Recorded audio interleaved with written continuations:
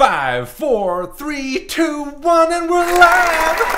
Hello all, welcome back to the INVICTUS stream! My name as always is Mr. Harlan Guthrie, and I am here with the one, the only, the lovely Miss Jo Fallak. Why, hello. How are you doing tonight, Jo? I'm feeling a little better and still congested. The weather was on top of you last week. I was under it, as they say. As I say. Ladies and gentlemen, welcome back to the INVICTUS stream. It is Wednesday night. That means we are here with another role-playing game.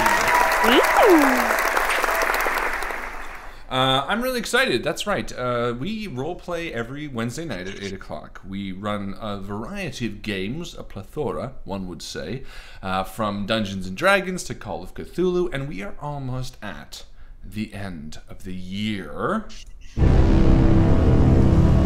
And to celebrate the end of the year, we decided to go for another end. What kind of end is that, Jo? Oh, we'll see. Do you want me to say? No, you. I just want to do gasp sound effects so people know we're in for a treat tonight.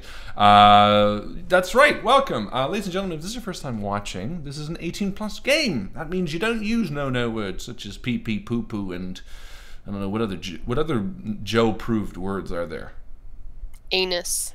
Anus. Don't say anus unless you're on this show. Taint, that's an 18+. That's one of the most 18+ words I've ever heard. That's right, it's an 18+ show, which means there's going to be some mature content tonight. Tonight may be a little more than usual. Tonight's game is going to be a little bit of the macabre. It's a little darker, but it's also got that holiday spirit shoved up the... Anus. That's your job, man. So get ready for a little bit of fun, but more on that in a second. As I was saying, make sure you join. I wasn't saying it, but I'm going to say it now. If you're watching this on YouTube, please make sure to like the video. Like the video right now. Go do it. Go do it. Do it. Do it. We'll wait. Coward. Do it, coward. Do it, you coward. I bet you just did it, and I can tell it because I feel so much better. Thank you. If you're watching this on Twitch, close Twitch and jump to YouTube and like the video. What are you doing with your life?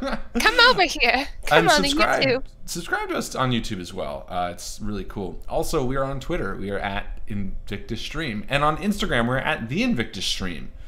Other social platforms besides Facebook? Discord. Discord. That's right. That's simultaneous where all the Discord happens. Discordance.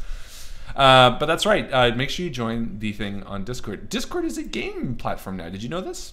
No, I did not. They have a store on it. I backed a multiplayer video game called Last Year, and it's a horror-themed asymmetrical multiplayer. That means instead of everybody being even, one person plays the killer and everyone else plays like the kids. Like a classic like slasher movie style. So that finally came out, and the key they gave it to me instead of like Steam was a Discord key. So I just installed it last night and played a few seconds of it. It's kind of cool. It sounds fun. Yeah, it's very in the theme. Like you're in a high school and it's very 80s horror movie. One's the jock, one's the nerd, one's the like quarterback, one's the cheerleader. I ended up playing the cheerleader. I'm the nerd. Oh. No, I play the cheerleader because she's awesome. Anyway. Huge detour, but Discord offers games now, and we do all of our chatting on Discord. If you want to join the conversation, follow the link below in the description of this video, and you can join the room. It's called Bethlehem. Finally, the most important area is the Facebook group. Facebook group is the place where we get together and we have the best old time. It's where we share pictures and thoughts and comments and queries and just become a community. It's the communal space. And when you are part of that community, you have the chance to earn a little bit of what we call XP. That's the wrong sound effect. That's the right sound effect. What have you done? When you by earning XP, I should say, my clicker's all weird. Like it's hovering above. Anyway. Your clicker? Yeah, the mouse pointer. The clicker.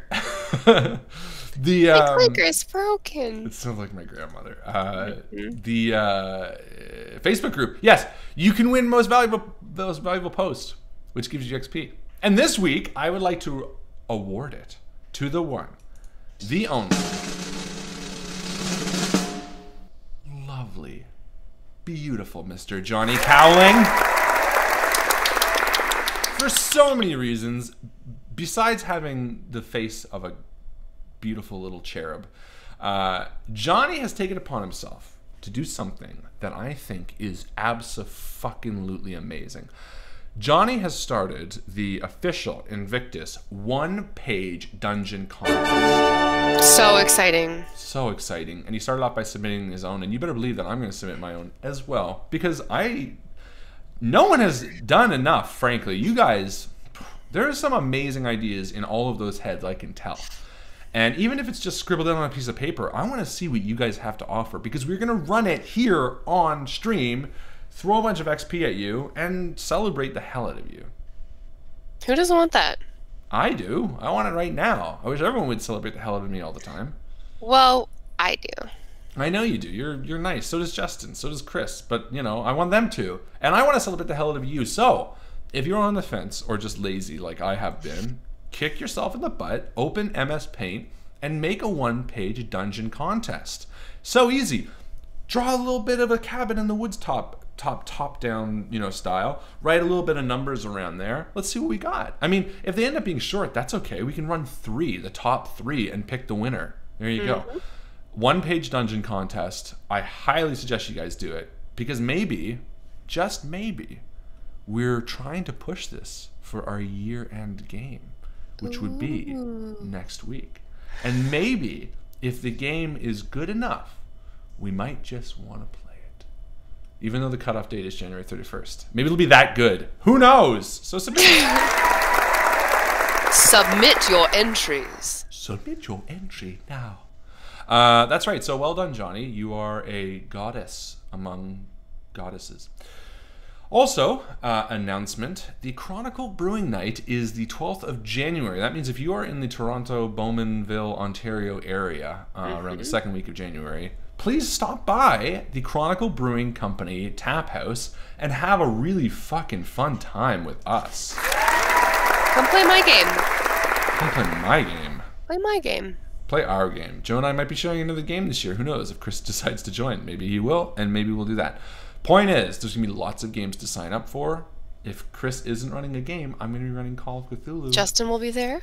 Yeah, Justin will be there. God, that is enough reason to do anything in this room. You're hyphy on these sound effects, hey? So? What's Feeling hyphy the mean? DJ spirit? What's hyphy mean? Like hyper, but like free. Did you make that word up? I don't think so. That's a made up I probably word. Used it incorrectly. Well, I don't that's know. what I do. Make sure you, yeah, so what was I saying? Yeah, if you're in the Bowmanville area, stop by. Or if you have an extra plane ticket, fly up here, get to the Bowmanville Come drink area. some cool beer. The coolest. Come see some cool folks. The coolest. Come eat some popcorn with us. The coolest. They do have popcorn. It's amazing. So yeah, that's that. Oh, the 26th is Boxing Day, and Joe and I have decided we were sort of on the fence about what we were going to play. We were going to play that game that Jeff was suggesting. What was it called? What'd you say? Jeff was Call of suggesting. Cthulhu? No. There was another one. We were gonna look into. It was like Anthem or something. No, what was it called? I can't remember. Other one. But you pitched it to do Call of Cthulhu, and I think that's the better bet. So on the 26th, Joe and I are going to jump on stream, which we haven't been able to do for a while. Yes, Ashen, thank you, that's Jeff. it. Hi, Jeff. Hi, Jeff. Hi, Jeffy. And we are going to play maybe the entirety of Call of Cthulhu, the video game, with our commentary. I think we decided to do the best Boston accents that we can do. As long as we've finished watching the entire Lord of the Rings trilogy before then, yes, that is all we're going to be doing all day. Yeah, because we're watching the first one this Friday night, we're watching the second one this Sunday night, and we're watching the third one Christmas Day. Can we decide? Yeah, in the evening. Or Boxing Day afternoon and then stream, or stream in the afternoon and then Boxing Day night. Oh no, it's Wednesday, isn't it? We have a stream. Never mind. But yeah, we'll definitely finish watching Lord of the Rings. Are you kidding? You can't have a holiday without Lord of the Rings. Mr. Frodo. That's my impression of Samwise Gamgee. Well, here's my impression Mr. Frodo. of Smeagol. Smeagol. All's good. Thank you. What do your elf eyes see? I burped and it came out in a weird way. God, Andy Burpus, am I right? And what's his name? Andy Serkis. Oh, you're clever. Damn it, that was good. So yeah, we're gonna do Call of Cthulhu, a video game, on Boxing Day. Play a little bit of that, and have some fun. So if you guys want to hang out and chat, it's a thing. Come hang out with us on Boxing Day, and we're gonna play Call of Cthulhu. So tonight's game. Should we do a little preambles to get people mentally ready for what we're actually going into? Yeah. Yeah. Let's not spoil anything, but let's do a little amble. Well, why don't you give us a little amble? This is your brainchild.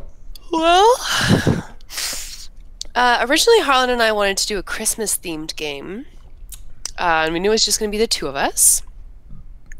So we were trying to come up with some ideas, and this is what we got. And it's going to be something a little spooky, a little sad, very festive. I think no, but you know what? You've actually brought up a really good point.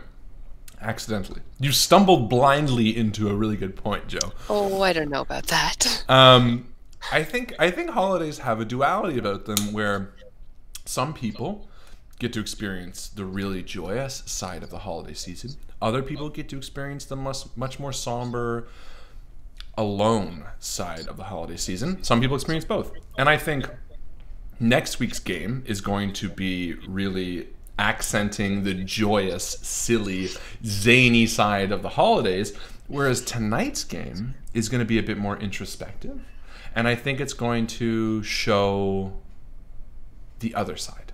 I think you're so right that, I don't know, holidays feel almost like an obligation to like pursue all of this cheer, which I really enjoy, but at the same time, you know, if your family doesn't live nearby, or, you know, if there's any number of issues, you can kind of feel like you're sort of shoehorning yourself into all the ways that you're supposed to be feeling. So, well, now, ain't that a feeling I can sympathize with? Ain't that a feeling? Ain't that a feeling I can sympathize with?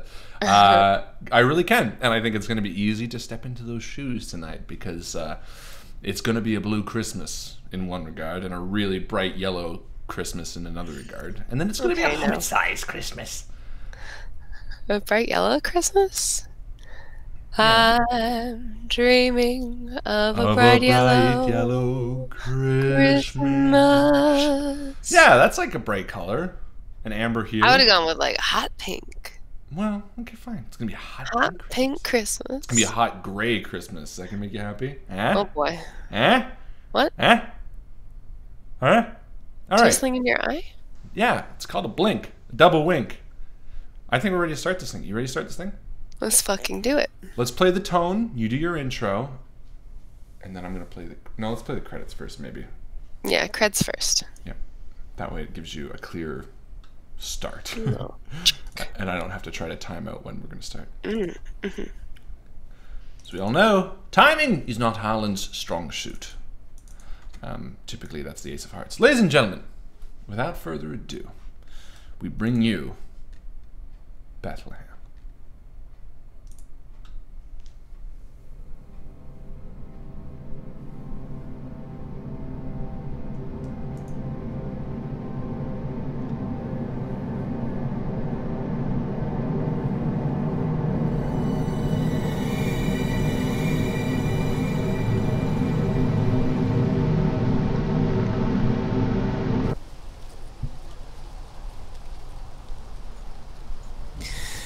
The room is bathed in a sweet glow, a mixture of fluorescent bulbs and candlelight, and smells of antibacterial soap and vanilla and sweat and blood.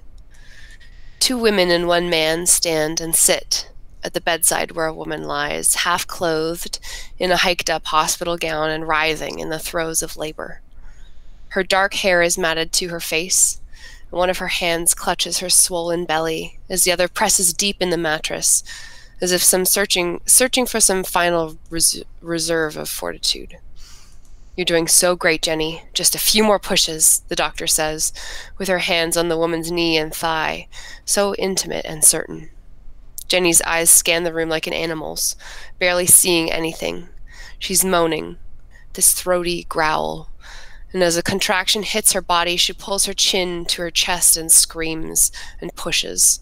She screws her eyes tight as she feels the wildest sensation, immeasurable pain, accompanied by her daughter's body moving through her own and out into the world. Jenny regains some measure of awareness as she realizes nobody has received her daughter to clean the membranes and blood, to hoist the infant and make her cry. No words of congratulation are spoken. She looks around the room and sees that apart from her weakly struggling infant on the bed between her legs, still attached to her by an umbilical cord, she is totally alone. And then, all around the hospital, a klaxon of alarms and buzzers and the crackle of intercoms greet her daughter into this entirely different world. When ye therefore shall see the abomination of desolation, spoken of by Daniel the prophet, stand in the holy place, whoso readeth, let him understand. Then let them which be in Judea flee into the mountains. Let him which is on the housetop not come down, neither let him which is in the field return back to take his clothes, and woe unto them that are with child. For then shall be a great tribulation, such as was not since the beginning of the world to this time, no, nor ever shall be. And except those days should be shortened, there should no flesh be saved, but for the elect's sake those days shall be shortened.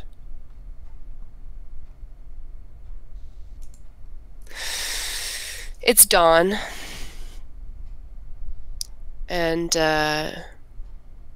we see a man stirring in his place of dwelling. There's a stench on the air, a familiar smell of a closeted human being, someone who maybe stays in one place for too long. The cold of the night is starting to sort of die off. We see this person come to life as they come to consciousness. Who are we looking at, Harlan? From a pile of dirty rags, soiled clothes, in sweat, oil stains under a crumpled tarpaulin and a half-torn sleeping bag, sits up a man in his early to mid-50s. He has a graying beard. His eyebrows, long and wisp-like, curl up above his toque. And he sits up, stroking his beard slightly as he looks around, with dewy eyes around the small room that he sits in. He is James Bethlehem, a man living day to day in a small boiler room. And as he looks around, he sees steam billowing off one of the corner units, the unit he keeps on in the night to survive the cold of this small, windowless, almost janitor closet-sized boiler room. And he throws off the blankets and stands up and walks over to it, turning off one of the nozzles to lower the heat, as he knows the heat of the day will be coming down soon. You hear the familiar click of toenails on the cement ground coming from behind you, slowly, hesitatingly. Oh, hey boy. And James bends down to his dog, Asta, who's about 15 years old. This beautiful dog, his black, soft hair, long and ratty, and a little bit of gray that matches the gray in James's beard. And he reaches down and scratches under his chin feverishly as the tail goes wild. Hi, Asta. Who's a good boy? Who's a good boy?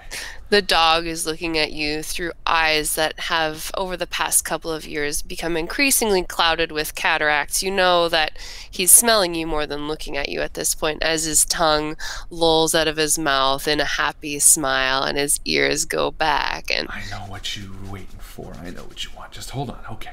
And James, I turn to the door of the boiler room and throw back the big heavy deadbolt and open it up to sort of the creaking sunlight that leaks in from the bottom floor of this building. And I ascend the stairs a few steps and turn around to Asta, and I say, okay, sit, I'm gonna be right back, okay? And I rise out of this small set of steps to a broken gymnasium of sorts. The early morning sun is cutting sharp shadows into this room, and almost without regarding the broken floorboards and the warped ceiling and the scaffolding that supports only half of it, I move around the top of the steps to what looks to be a locker room, and I enter the dark dampness of it and walk to the corner. And there, in a small corner of the room, are the mushrooms I've been growing for the past few months. And I bend down excitedly, sort of running my hands along them. And then my face drops at the realization that there's only a few left. It's become clear to you over the past little while that the ways that you have devised to supply yourself with clean drinking water, the tarps that you've set up on the roof of this building, ascending the crickety stairs at nighttime to collect rainwater, the seeds that you've planted in the little bit of fertile soil that you can find out on what used to be potentially some kind of sporting field, these mushrooms that you've tried to cultivate, it feels like it's not enough to sustain you any longer. You have a deep hunger in your bones that you know from your history, your professional history, is a gnawing kind of hunger. It is a nutritional deficiency. You're able to fill your body with what little calories you truly need to sustain yourself on the day-to-day, but there are vitamins and minerals you have no chance of getting now that enriched flour is no longer common, now that the supply of canned food is hard to come by, harder than it was 5 years ago, 10 years ago. And with that in my mind, I scoop up the few mushrooms, brushing the dirt from them.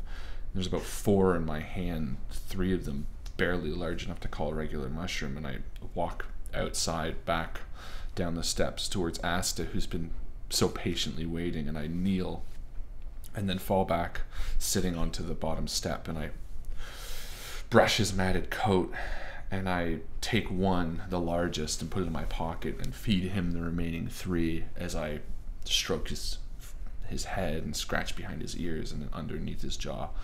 It's okay. You wonder to yourself, like, are adult dogs, did they used to be like this? Asta looks at you with such hope in his face, but you feel the ribs through his coat, and there are places where his fur is bare. It's okay. And I turn up, looking towards the light that's peeling down from the outside and back towards Asta. You know, I haven't checked everywhere. We could go a little bit more south. You remember we made it as far as the quick stop, and then we got turned around. Maybe we could try again. What do you think, boy?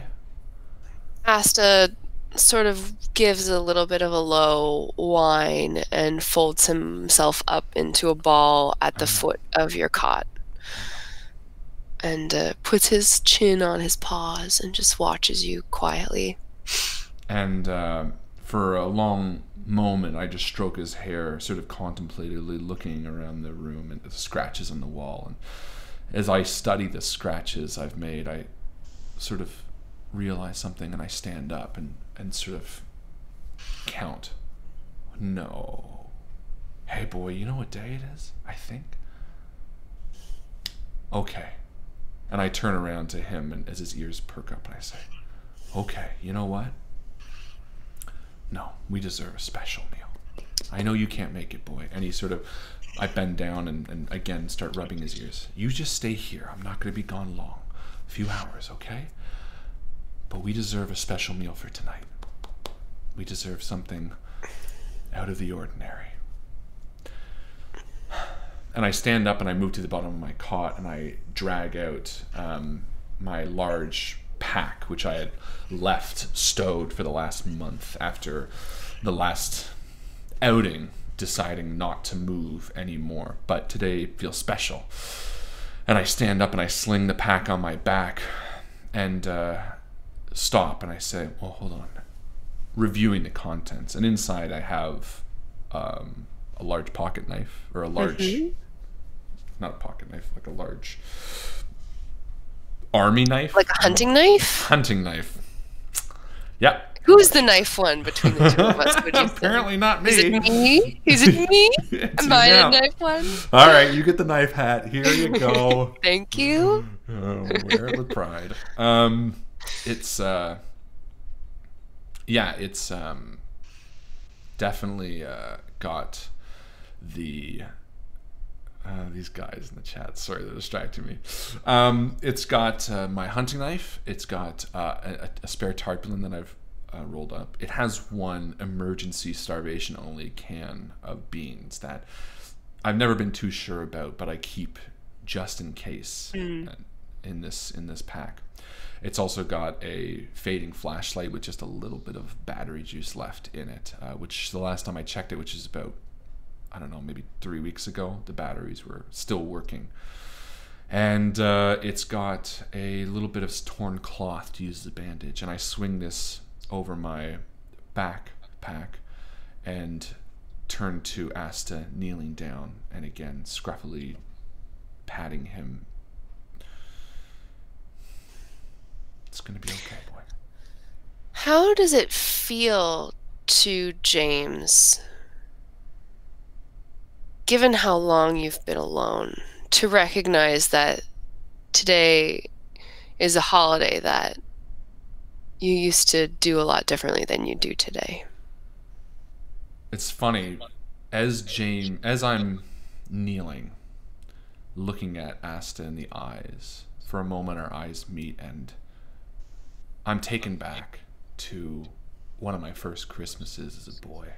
I remember sitting by the fire with my family dog, Gordon, this big shabby dog with a beautiful gray coat, and my parents sitting there watching and my brother playing with a plane by the window. And I remember locking eyes with my dog and growling at him and him growling back, not understanding the season, but the firelight illuminating this amber glow across the scene, seeing my brother so happy and my parents so content, an annoyed pitch of voice in my uncle as he enters the door after losing a bet to my father and having been made to shovel the driveway. This feeling of warmth and family and love is a fading memory. And as I turn away from Asta, my hands fall to the cement floor and the cold of the boiler room basement come back to me. I feel hollow. This ability to push these memories down well beneath the bottom of me has become something that I've grown accustomed to as I slap my backpack on my back and buckle it across my chest. As you ascend the stairs up to the rotted out gymnasium, the memories of holidays past, shimmering indistinct now with the time that's passed, sort of serve as, I guess it's inspiring you to try to find some shred of humanity left in the world, because so much of what had once been is now gone. These ideas, Christmas crackers sitting on the table waiting to be pulled by idle hands, paper crowns, tiny toys, trinkets, jokes that you would tell each other. These things feel like they belong on another planet. As you step out into the sunlight and you regard this familiar landscape, this newness. Exactly. And as I'm moving away from it, that feeling of hope, that feeling of family stays with Asta, stays with my cot. And as I move away from it, that hope, it becomes this callous shell that I wear when walking the wasteland that was once this world, because I know that the minute I let myself be vulnerable again is when I open myself up to being killed. Well, you're a survivor, and yeah, although sometimes it doesn't feel like it. As you leave this burned out, ruined school, this high school where you've made your home for the last year and a half, you survey your surroundings. You notice that the grove of giant dandelions that sprouts up from some sort of radioactive feeling apocalyptic neighborhood a couple blocks to the west has gotten taller again. It's casting long morning shadows out in front of you. Where are you going, James? I know that the price chopper has almost nothing. But you know, I never checked that last rung at the one on the south side of the city. And as I'm walking, cautiously scanning the horizon for movement, as dawn is sort of breaking and the warmth of the day is coming, I decide that I'm going to head to the shopping center on the edge of town, the one that I've spent the least amount of time combing through in the last 14 years. There's about 5 in the neighboring area. Make a logic roll for me as you travel through this desolate neighborhood. Happily. And ladies and gentlemen, just to let you know, we are using the end of the world system fittingly. Mm-hmm. So 4, and my logic is, of course, probably not enough. I did everything but pull up my sheet like a dumb idiot face. No, I'm not a dumb idiot face, they all say. People are saying you're maybe a little bit quiet. Oh, well, fair enough. And it's a success. Congratulations.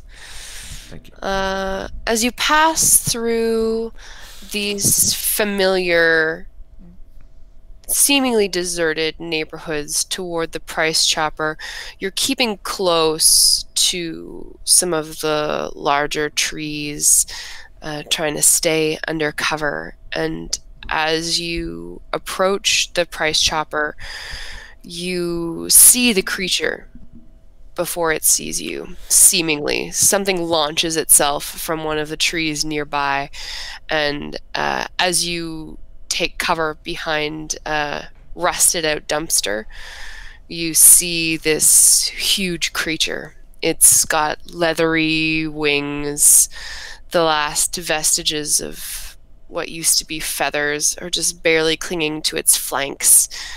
Big beady eye and a long toothy maw. It gives kind of a screech as it flies overhead.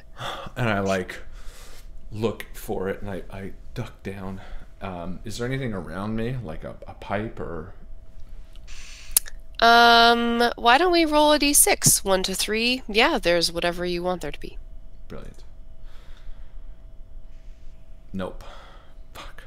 You look around, and all you find close to hand are a couple of decent-sized rocks.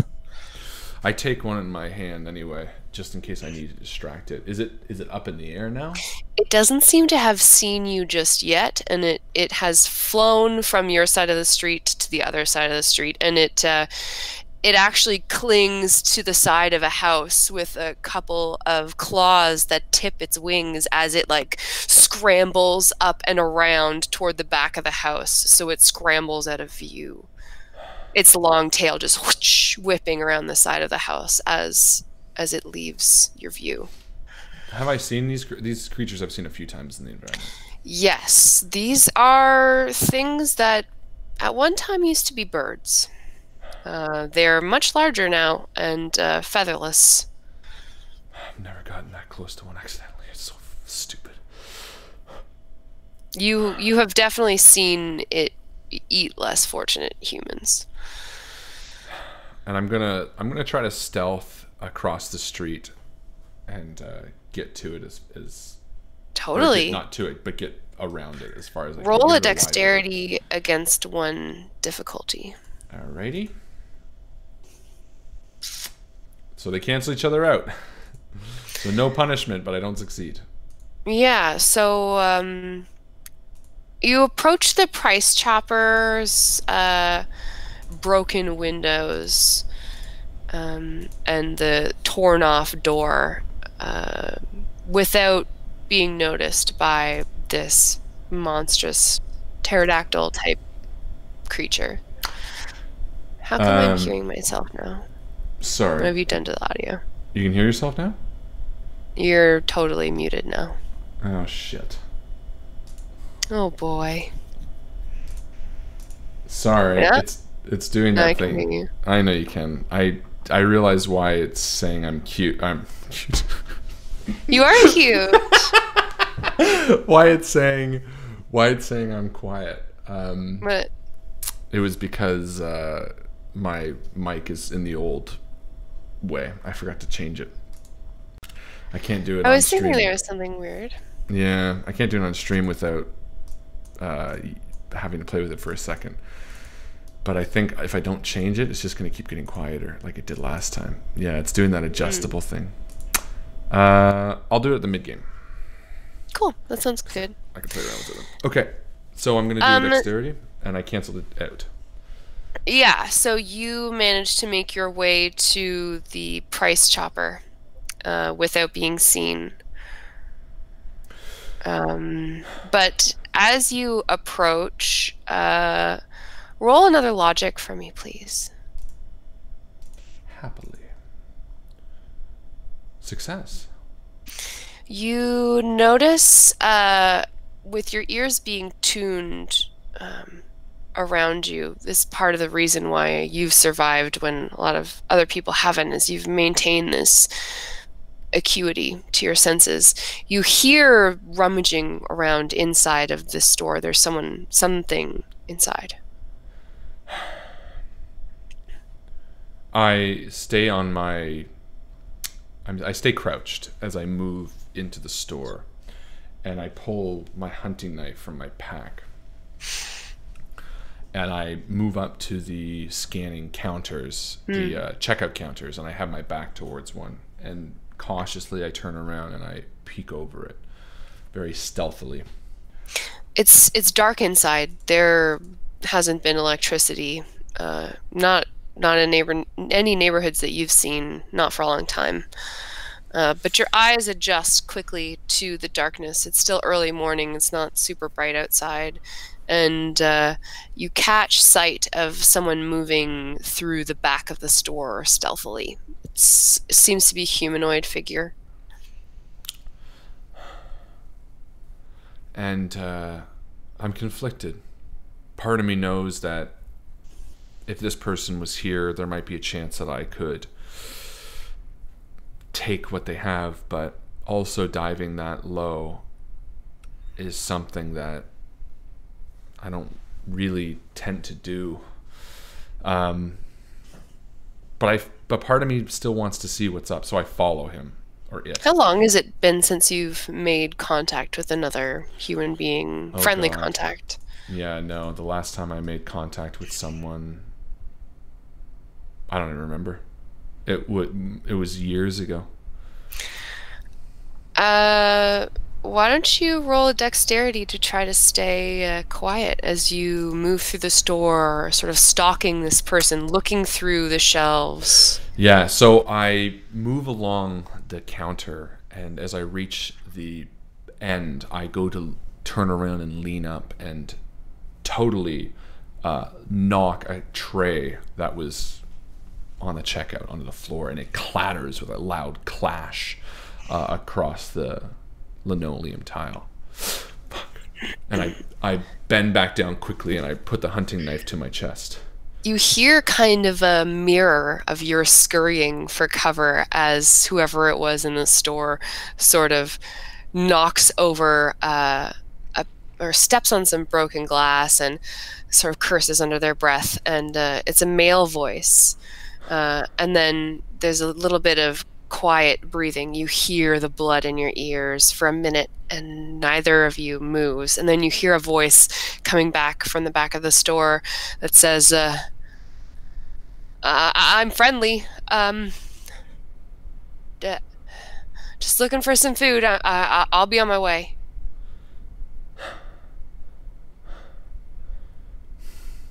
And I look down at the knife that I'm holding, and I sort of turn towards the direction of the voice.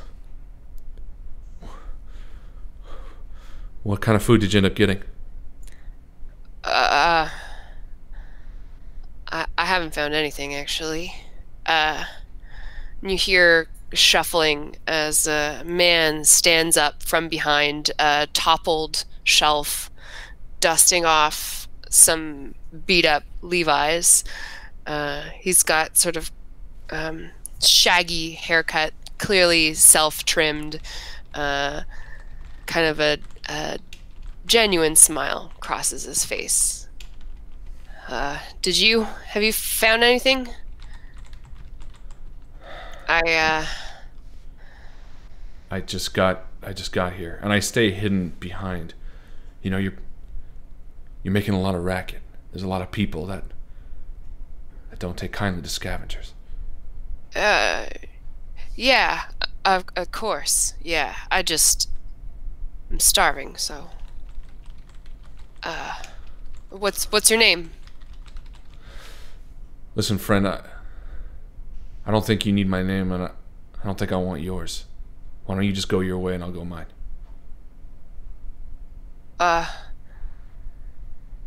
Well, there's safety in numbers.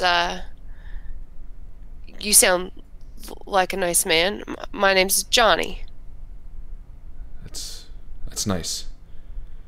You go at the back. I don't want you following me. And I clutch the knife close to me, and again, not moving, not turning over the counter. All right. I see how it is. Well, no hard feelings there, sir. And I want to give a logic roll. I just want to make sure no one's trying to flank me. Okay. I have been around in this new world for 14 years, and there is rarely a situation I come across where people are as innocent and hopeful as me. It's naivety that gets you killed, and there are reasons for it. Reasons for the way I feel. And I succeed. You don't hear anyone else in the store. And why don't you make an empathy roll? You're trying to get this person to do what you want them to do. Perfect. And I fail. And I just repeat, I say, listen, friend, you might be a nice guy. You might be on the up and up, and I'm sorry if it sounds like I'm cold, but I don't trust you. I don't know you. You see through the cover that you've taken. You're behind one of the cash registers. No, yeah, you move I'm further crouched into on the floor. You move further into the store, though. You're sort of midway to the back. I figure I'm behind one of the checkout counters. I sort of came out one of them and then moved along it. You know, the long checkout counters in the aisles. Kind of picture I'm like kneeled against one or leaning against one of those with my back towards him, sort of.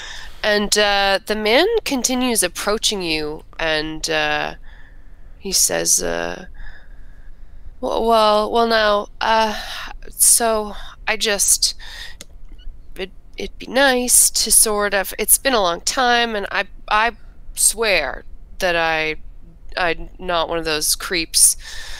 And as he approaches, I shout at him. I'm like, "You keep your distance."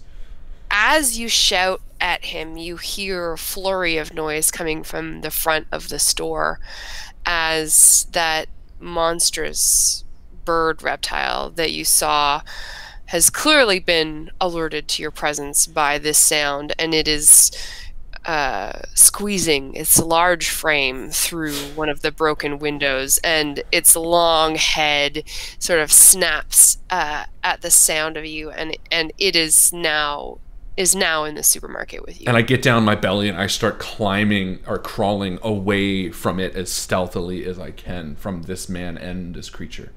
And Johnny's like, wait! And it happens quickly. Roll dexterity for me. Yeah. Fail. Oof, bad fail. But no negative. I just don't succeed, I should say. You make your way toward the back exit that you made mention of before. You know the layout of the store pretty well. Mm-hmm. And you find it barricaded by some rubble. Fuck.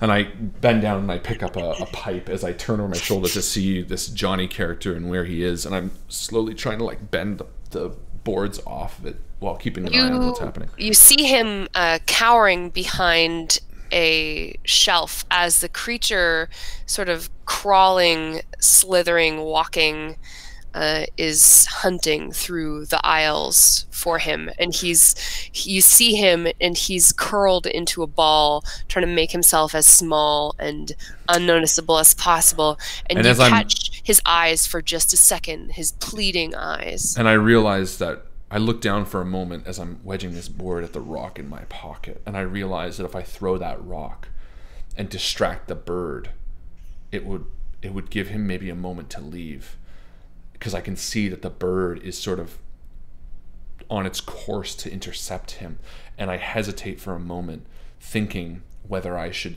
toss the rock, because it also means that that bird might see me. And I decide not to. And I continue prying the boards off. And you hear more than see, as you are now focused on your work of escaping, this gurgle scream as what you anticipated ultimately happens. You don't look back to see it happen. I pull the boards off and I open the barred door and slam it behind me as I put my back against it and slink down against the floor, as I can hear, even through the metal, the screams of the guy being torn apart by the creature inside. Fuck. Fucking idiot. You should just shut up. What happens next? My eyes glance up to the woman he was with. Standing there. Indeed. There is a girl in this back alley. She is crouched beside a pile of refuse. She looks to be early teens, maybe. And she's just silent. She's crouched and holding herself. Listen. And I hear a stirring from behind, the screeching, and I hold my finger to my lips, and I say, damn. And I move quickly and quietly and low past her, beyond the chain link fence that lies behind the price chopper, to the hole that I've been through 100 times, and down into a ditch. And as I cross the ditch, I turn around to her, and I eye the back door of the price chopper again, and back to her. And I say, come here, quick. And she scampers on her hands and knees through the alleyway toward this chain link fence. And as she comes up the top, I help her over and I push her down into the ditch and scurry down myself just as the back door opens.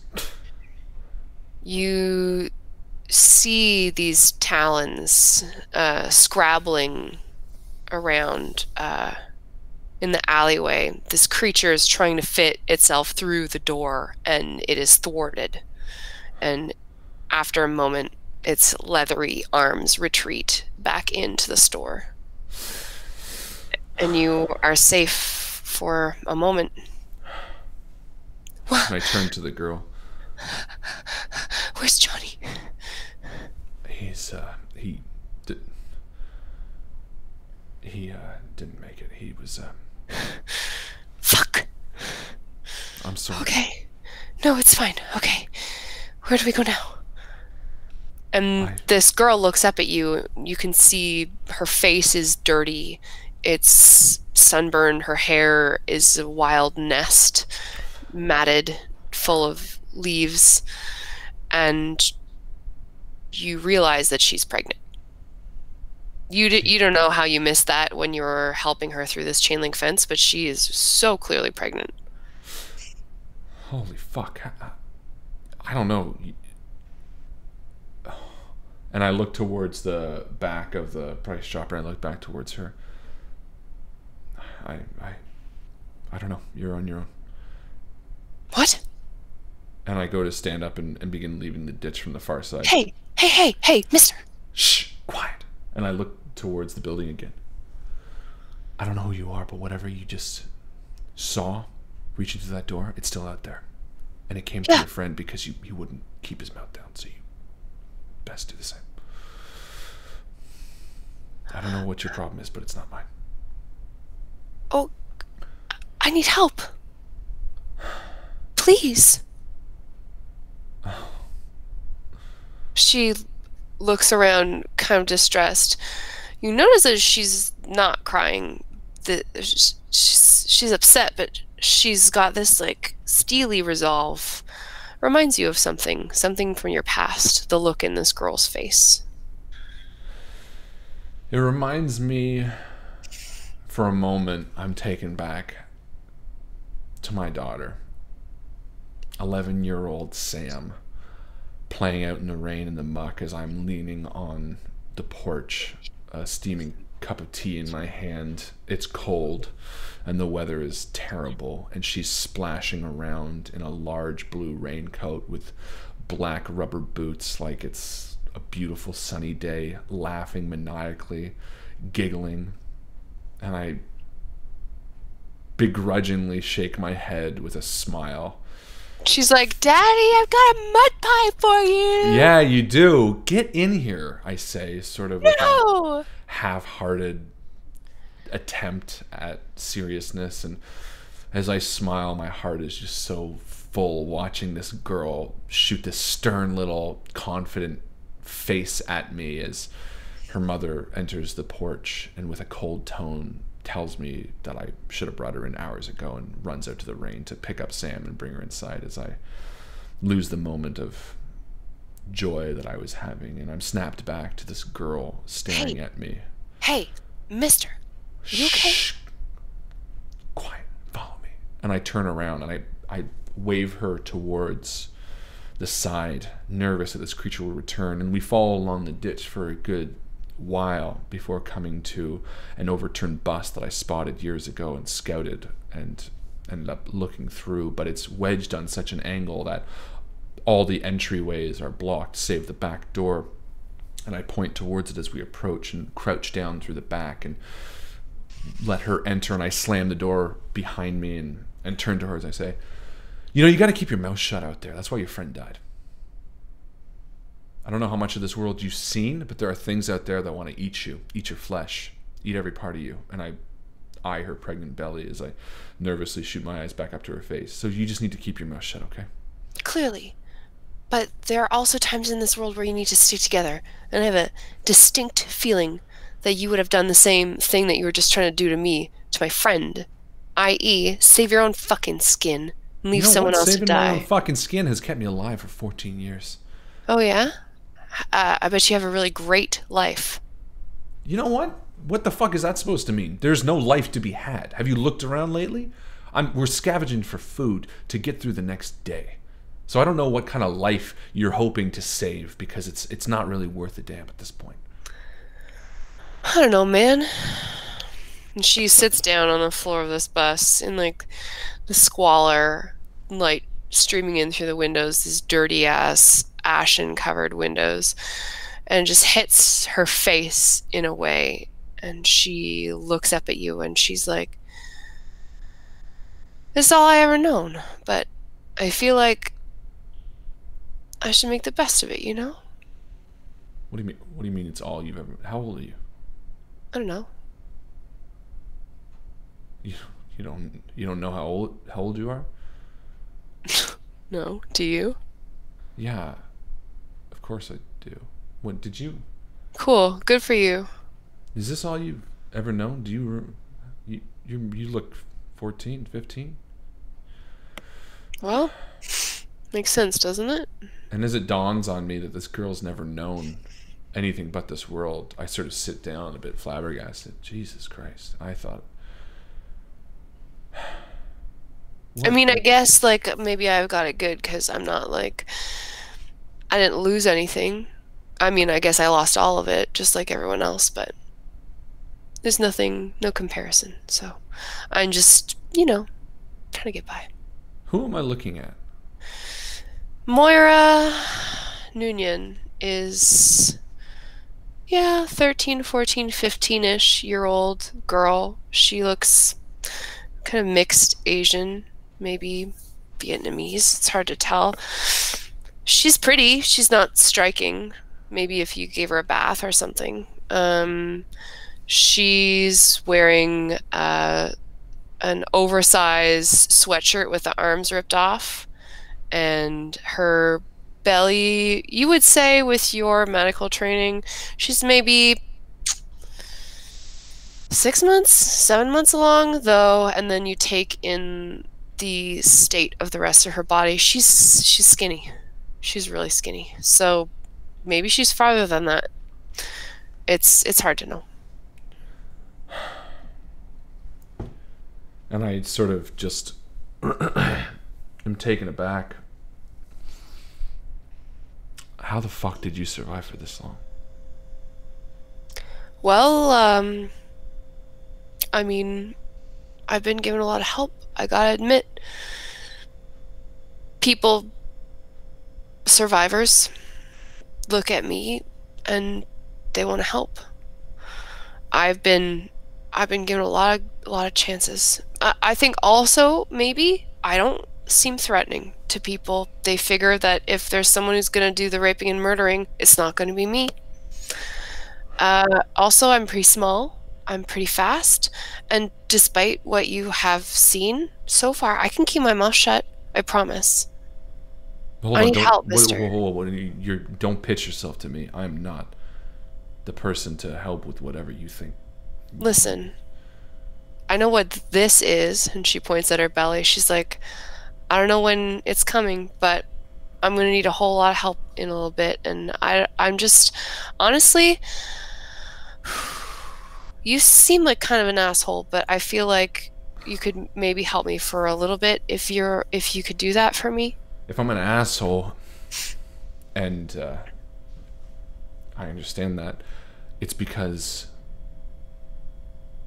you aren't the first person to ask me for help. In fact, you are the latest in a lot of people that have, and a lot of people that either let me down or that I had to watch die.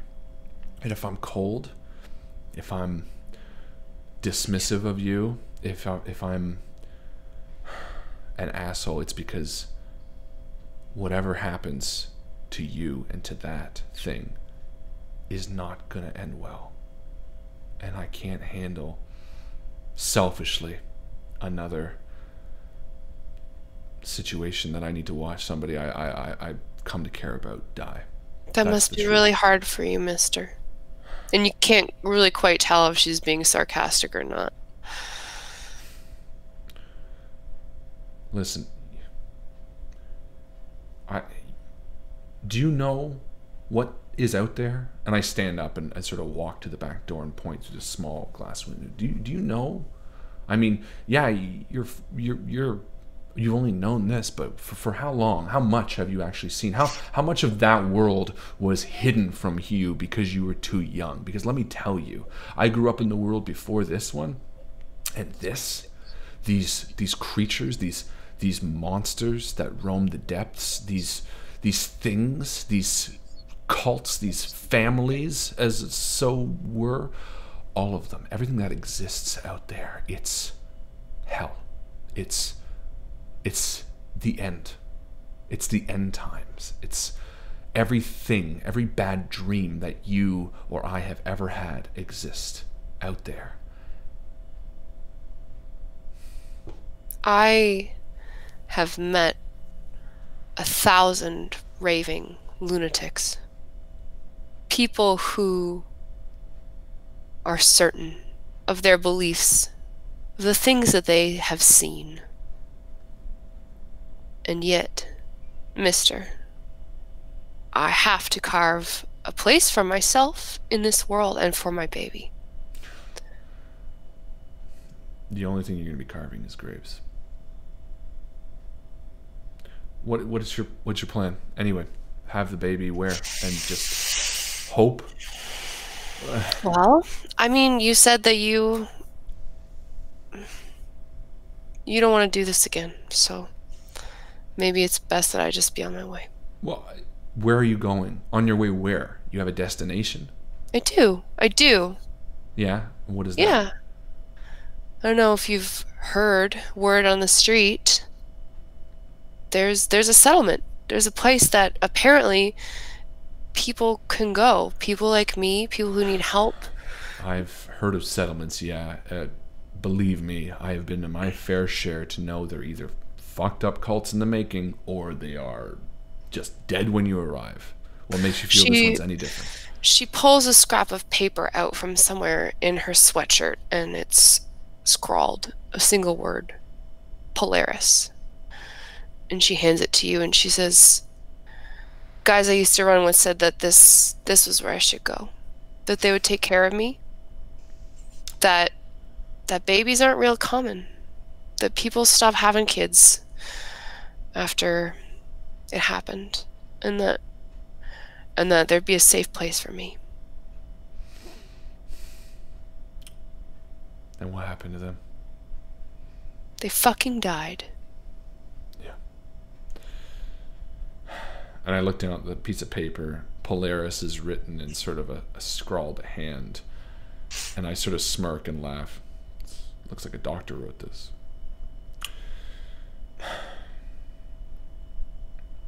And I eye her up and down, looking at her belly and sort of her face, the way she carries herself, her confidence, her fragility, and yet the sort of two sides of her, this strong woman with such a heavy weight, obviously born in a world that constantly throws everything it has at you, and the strength she still seems to have in that.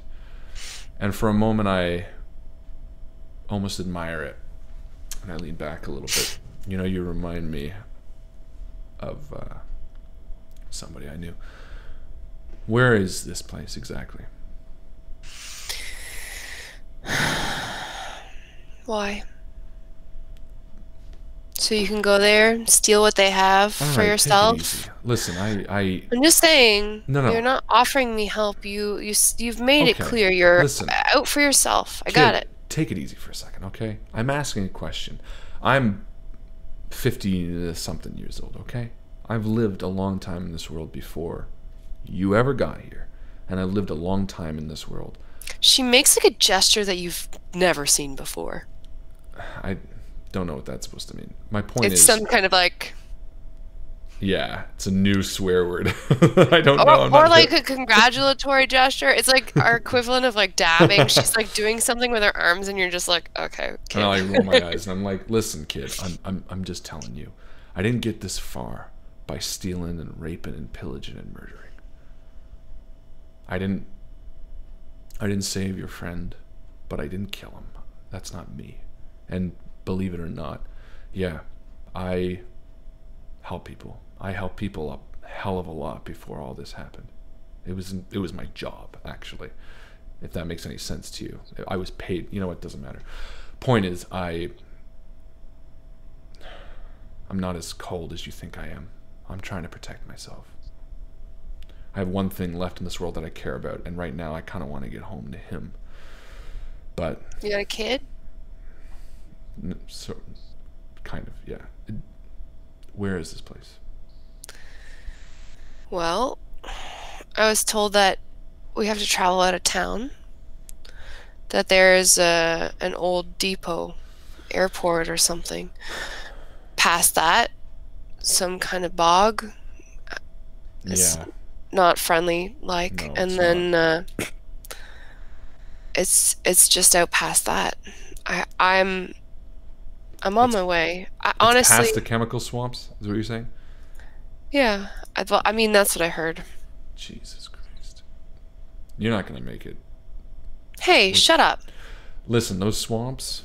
Again, before all this happened, there were businesses which are basically where a lot of people, created things that made really poisonous chemicals. Okay, and when all this happened, those chemicals went wild and they changed things. Okay, they mutated the ground we're walking on, and there is an entire area that was once big, beautiful buildings dedicated to these chemicals, and now they are ruins, and that land is wrong. It's rotten, and trying to get through it is a nightmare. But it's possible. But you won't be able to do it alone. Well, then come with me.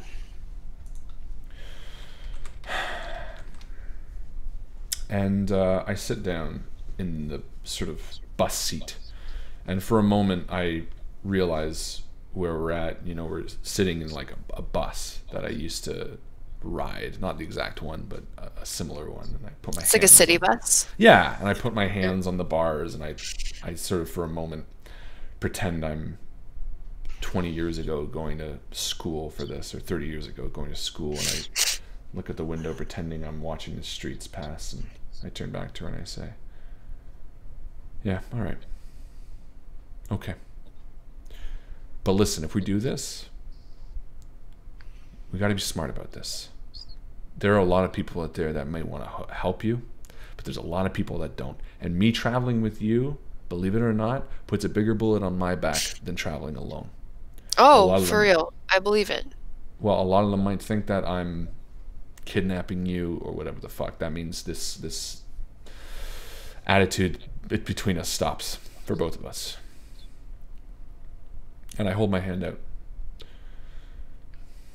This is a handshake. You put your hand in. You know, I'll just do it. I pick up her hand and I shake her hand. She's like, I could use a name. A name would be nice. Bethlehem. Bethlehem. That's a weird name. It's my last name. Let's just keep it with the last names for now. Okay. My name's Nguyen. No, you already told me your first name, and Well, believe I me. just want to be cool too. And I turn to the We're back door. doing like a cool last name thing. And I open the back door and I say, I'm telling you my last name because if I die, you still need to get past this. And maybe you'll Believe me, Bethlehem, I'm okay with death. Fair enough. That makes two of us. And we exit the back. Yeah, she hops down. She hops down out of the bus. And you see she's got like a little backpack of her own. So it appears that she's got a couple of supplies at least, that she's not going to be reliant on you for everything. But as she hops down out of the bus, she actually takes a knee, and she doesn't get up. She doesn't get up right away. You okay? Yeah, just give me a second. It's okay. Take your time. And I look at her and I sort of eye her. Can I do a logic roll? Mm-hmm. Natural 1. Hey, you are recognizing that she might lose consciousness. Oh, okay. I help her up and I say, hey, are you okay? Are you sure? Yeah, sorry. Just everything sort of went swimmy for a second. I'm good. Okay. Let's go. And I sort of watch her lead the way. I'm like, it's that way. And I kind of watch the way she walks, and I sort of examine her a little bit. And one of the things I forgot to mention that I have in my pack is some of my old supplies. And I kind of make note of them in my mind and follow her for a little bit. What have you got? What's on your mental checklist? I have a lot of my old supplies as a doctor. I have my old stethoscope, my old pen light that I would use to sort of check the dilation of pupils and things like that, a thermometer, sort of some basic stuff, which I've always been nervous to reveal. In fact, there's a fake bottom in my backpack, which is part of the reason I didn't check it. It's about this wide, and it has a lot of my supplies in the bottom of it in case I ever get robbed. I want them to pull out the useless stuff and leave that because it's the most important stuff. And it's one of those backpacks that people buy when they go to like a country with a lot of pickpockets, where it's got like a secret area for a laptop or whatever the fuck, and then you've repurposed. Exactly. And I like that very much. Yep, that's the bottom of my bag, my old doctor supplies. And in there is actually my old key card too, to my old hospital, which is far away from now. Yeah, this isn't the place where you were living when it all happened? No. This is far away. But I keep it more as it's one of the only 2 mementos that I keep from the old world. So you're watching Moira as the two of you traverse some of these city streets. It's a small city where you are right now. We stick to the outskirts and then the beaches. It's common stuff that you see as you pass by. Some rusted out cars, some of them parked along the sides of the road where they were left years ago, some of them in collisions in the middle of intersections. And I actually just sort of plowed into the sides of buildings here and there. And as I'm moving through, I see a car that reminds me of my old Toyota Corolla. And I sort of stop and smirk at it as Moira continues moving. And for a second, I'm taken back to the day that it all happened. I remember driving home. I was listening to some stupid radio station, some talk radio station. What time of day was it? It was the afternoon. It was like 5 o'clock-ish. And I remember just being so caught up in some stupid minor detail, some office issue, some issue with my wife, some problem I was having, so consumed with the drudgery of day-to-day life that when it first happened, I was still more concerned with work the next day. I don't even remember now what it was. It was 14 years ago, but I remember the first car veered off the road and smashed into the ditch, and I thought, oh God, it's an accident that happens all the time, but still my mind set on some minutia until the second car hit, and then the third car hit. It wasn't exactly half, but I would say out of the 30 cars driving home on the highway, maybe 10 of them spun out of control or smashed into other cars. And I just remember such a bizarre feeling washing over me. I remember pulling to a stop as all the other cars around me stopped, some of them getting hit from behind, and eventually when it seemed like the effect had stopped, I got out. I ran to a car that had smashed into another to help the person inside, and there was no one in there. And I remember turning to see the eyes of someone else getting out of their car with sort of a puzzled look on their faces. And as we scanned car to car, it seemed like all the cars that had crashed didn't have drivers. And I remember this and sort of shake the thought from my head as I turned to Moira. And as I catch up to her, I kind of say, did you ever learn how to drive? I mean, I never got a license, if that's what you're asking me. Though I understand that that's something that... No, what do you mean, why? I'm just curious. There's no one giving licenses, making them. I don't have a single piece of ID. You don't need a license to drive a car. I'm just saying. I mean, well, gas is kind of at a premium. Yeah, I guess that's true. I guess the last time I drove was maybe 5 or 6 years ago. But the only time I've ever been in a car, it's been rusted out hunk of metal and no tires, where I'm escaping the rain. Fair enough. Well, it's a pretty exhilarating feeling, let me tell you. I can imagine. And we navigate through the sea of empty cars that sort of sprawls out into a highway between tall trees. Mm-hmm.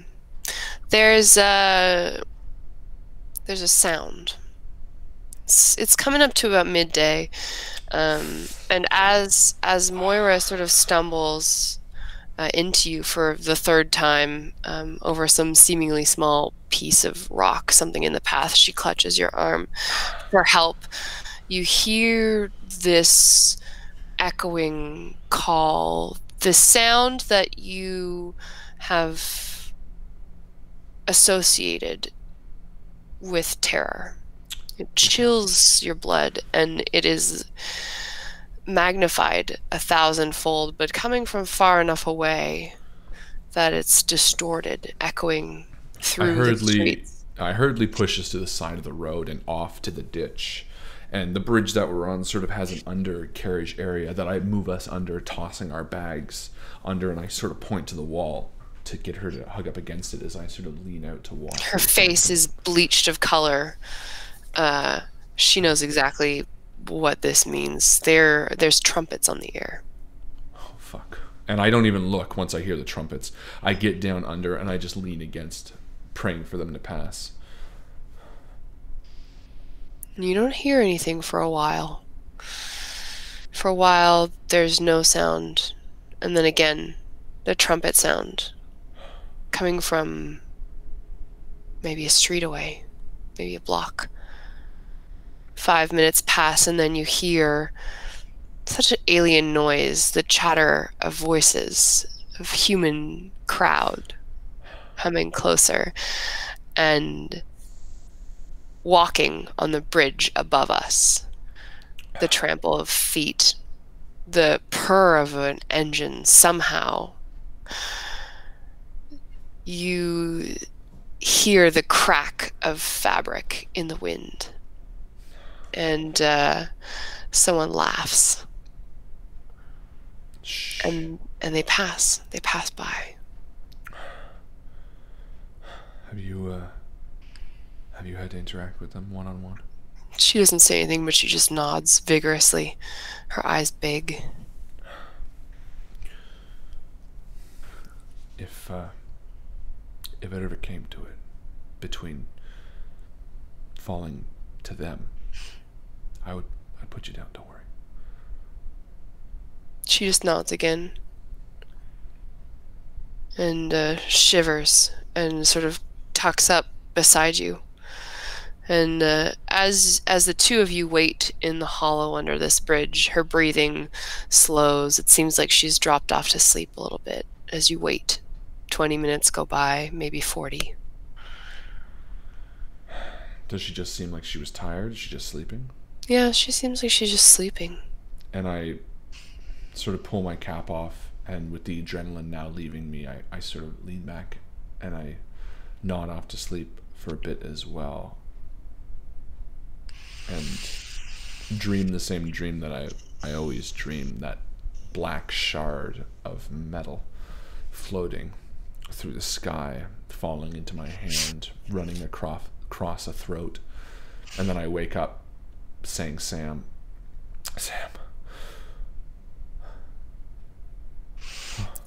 The light tells you that it's early afternoon now. You're not quite sure how much time has passed. Moira's still curled up beside you. We should keep going. We should keep going before night falls. She's not really waking up. And I bend down and I sort of examine her.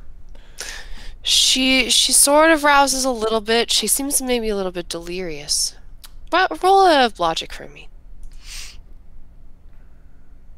Success. You recognize these symptoms. She is experiencing... And I take her back and I lean her down and I go to my bag and I unzip the bottom and I look through my stuff and I pull out my light and I sort of shine it in her pupils and I lift her shirt and I feel the baby and I sort of can see it and the paleness of her skin and sort of the yellowness of her face. And I sit back for a moment. Just Your thinking. mind is going through diagnoses, Yeah. separating out the symptoms that you've noticed so far since meeting her. And I go to my bag and I take out the can of beans and I look at the sort of contents and the faded label and the sugars and all that. And I think for a long beat. And I open it and I give her like spoonfuls of the sweet sort of liquid that suspends the beans in it. Her eyes are half open and she's helping you feed her. She's not really saying anything.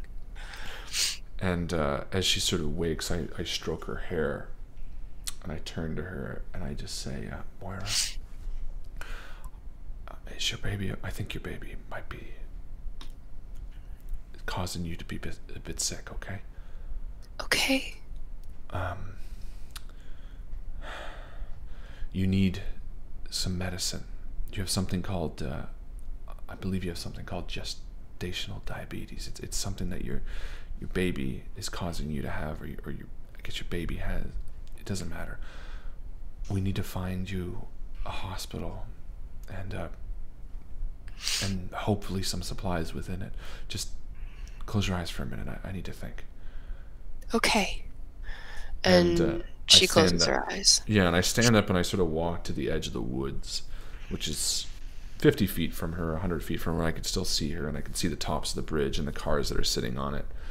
And I look towards the woods and the creaking of the trees and the bark, and I glance towards her, and I glance back, and I bend down, and I pull out the pieces of a map that I have for the area that I've used many times over, that I keep in my breast pocket of my coat.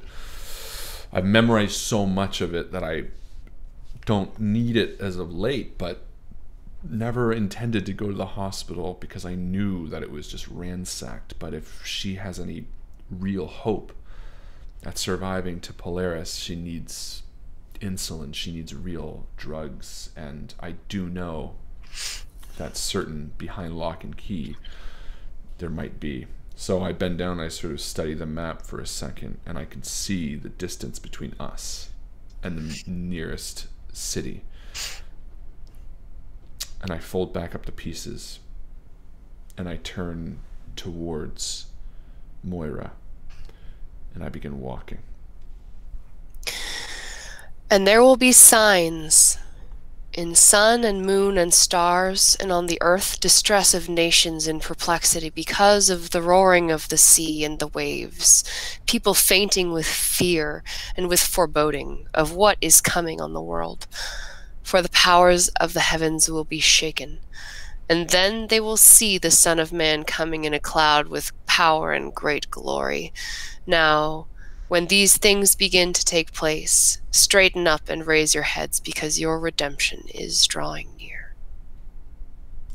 And we're going to stop there for the mid-game post.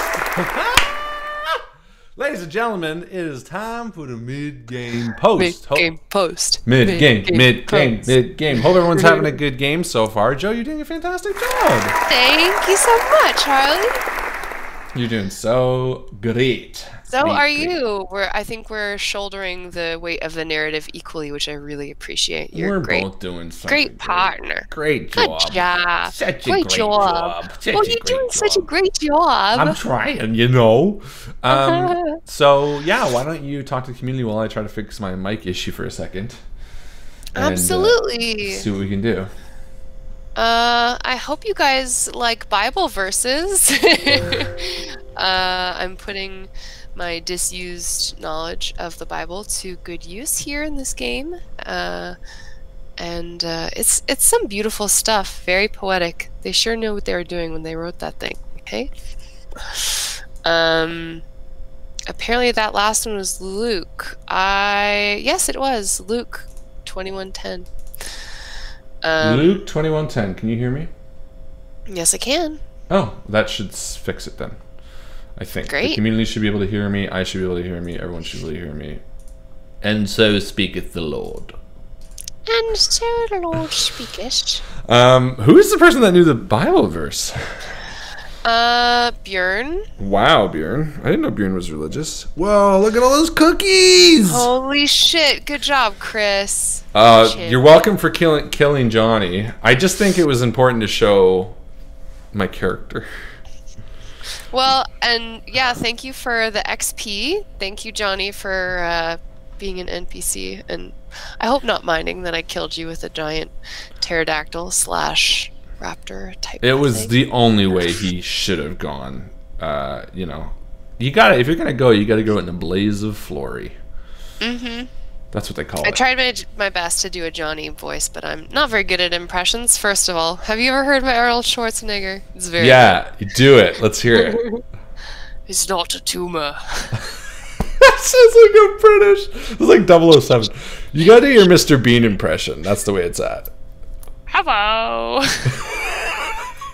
Hello. It's kind of like Abu almost. Yeah, a little bit. Hello.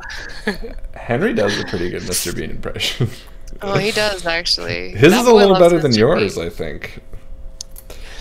Just a bit. He's his father's boy. He does his little hello, Teddy. So cute. Yeah, just a heads up. We all know that the Christmas game is a celebrity-infused extravaganza. You better believe Mr. Bean is going to be front and center this year at Christmas. Rowan Atkinson for sure. Colin wants to know, can we all donate XP to be NPCs? Colin, I would love to offer that opportunity. This game's not really the game. It's a little bit more on the underpopulated side. Yeah, but next week we're going to be doing a zany one, and yeah, you can donate XP to we should definitely put some Invictus crew in there. Yeah, I think this Christmas game, which is going to be our holiday game, where we're going to be lots of drinking, and hopefully Justin and Chris, or Justin for sure, hopefully Chris and maybe Alex will be joining us. We're going to be on the same camera. You and I are going to be sharing a camera, yeah, because you're going to be here, so it'll be a little more. We'll do co-GMing. It'll be cozy. I'm going to wear my Santa hat.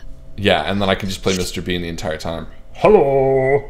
But it's going to be a lot of fun, and it's going to be celebrity infused and community infused, and there's going to be a lot of chances for you guys to throw yourself in and throw some random celebrities and lots of impressions. So I'm down. I'm so ready.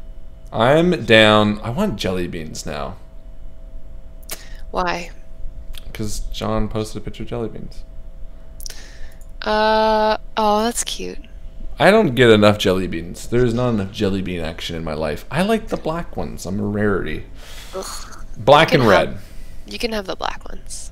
Well, my favorite ones are the white ones and the blue ones. I like the black and the red. So there you go.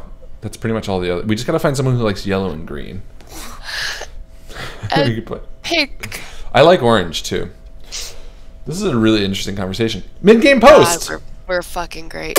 We're professionals. Hey, actually, while you think of a question, I want to show off. So every year I do Reddit Secret Santa, which is really fun.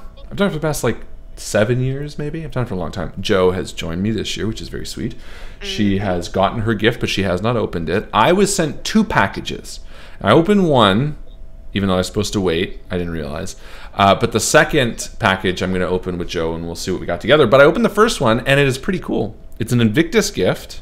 I guess this person must have checked out what we do. I wonder if this person is a new member. That'd be pretty cool, eh? They're from Malaysia, I think.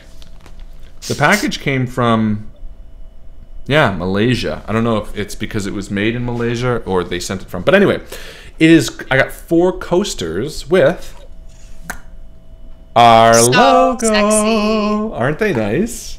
So nice. They're really nice, actually. Do they smell like coasters? They smell so coastery. No, they smell like wood. They smell like burnt wood.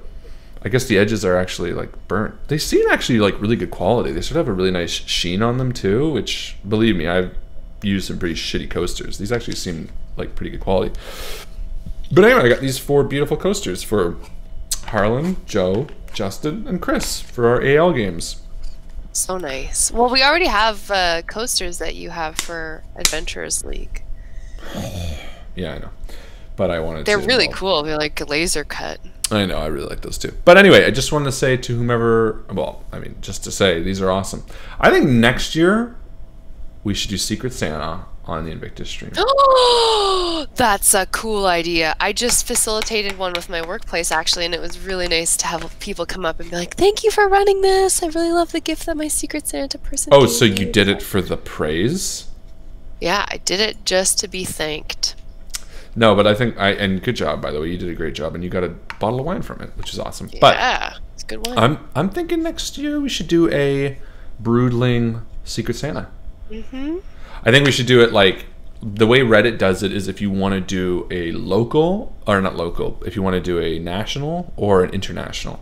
So Oh, that's fun. And we should all do it too, the Invictus Oh, folks. So like absolutely. you might get me as a Secret Santa, or I might send you something. Listen, that is an cool. absolute, which means you could get a gift from Harlan Guthrie, and depending on how motivated I am, it's going to be really good, or you know, something from Amazon. You tend to be a good gift giver. Yeah, I am. That's fair. Yeah. Just so everyone knows, I have put up a post in the mid-game post. I want to know, what's the name of James's doggy? Oh. What is the doggy's name? That's why I was distracted at the beginning, because these people, I've used Asta in 2 other scenarios, and they called me on it. They were like, I know what Asta's from. Oh, Sam's cooking SpaghettiOs or something. Pasta, maybe. But yeah, it's hilarious. No, Bjorn, here's what I was saying. There are national and international. So here's what I'm thinking. Next year, we will do a Broodling sign-up.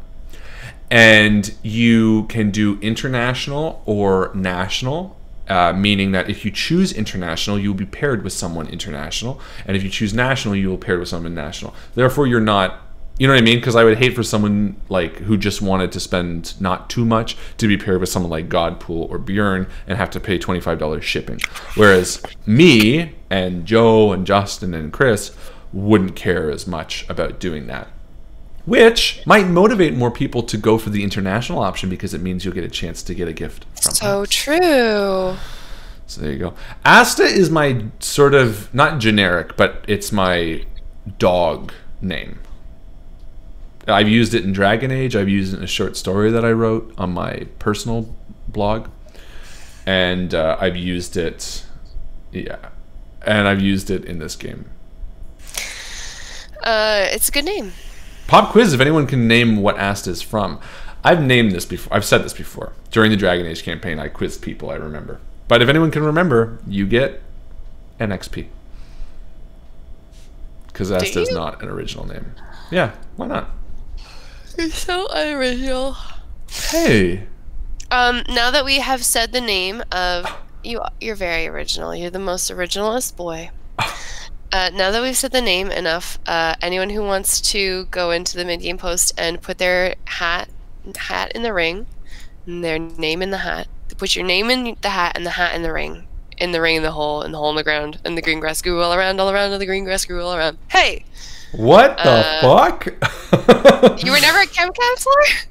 Well. 1, 2, 3, 4, 5, 6, 7.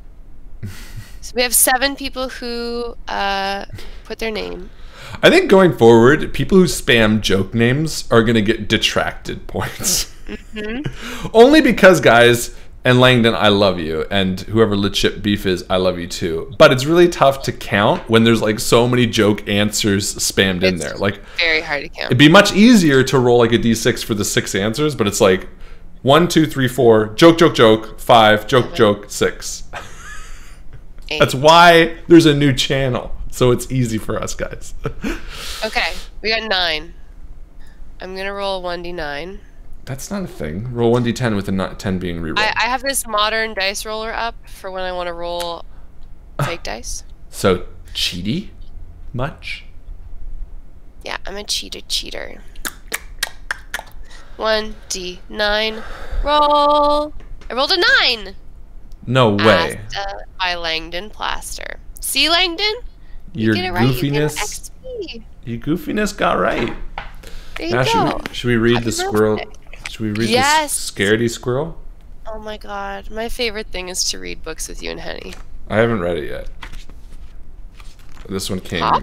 a week ago. Hop? Yeah, he loves that fucking book. One joke per person per game at most. No, what I'm going to say is joke after we do it. Then you can spam it with as many jokes as you want. Or joke in the real stream and then Yeah. only put your actual submission in the mid-game post. That's even better. Because it also fudges the numbers. No, it doesn't. That doesn't make sense. Never mind. It doesn't change anything. Whoa, nice one. You like that? Should I have a beer?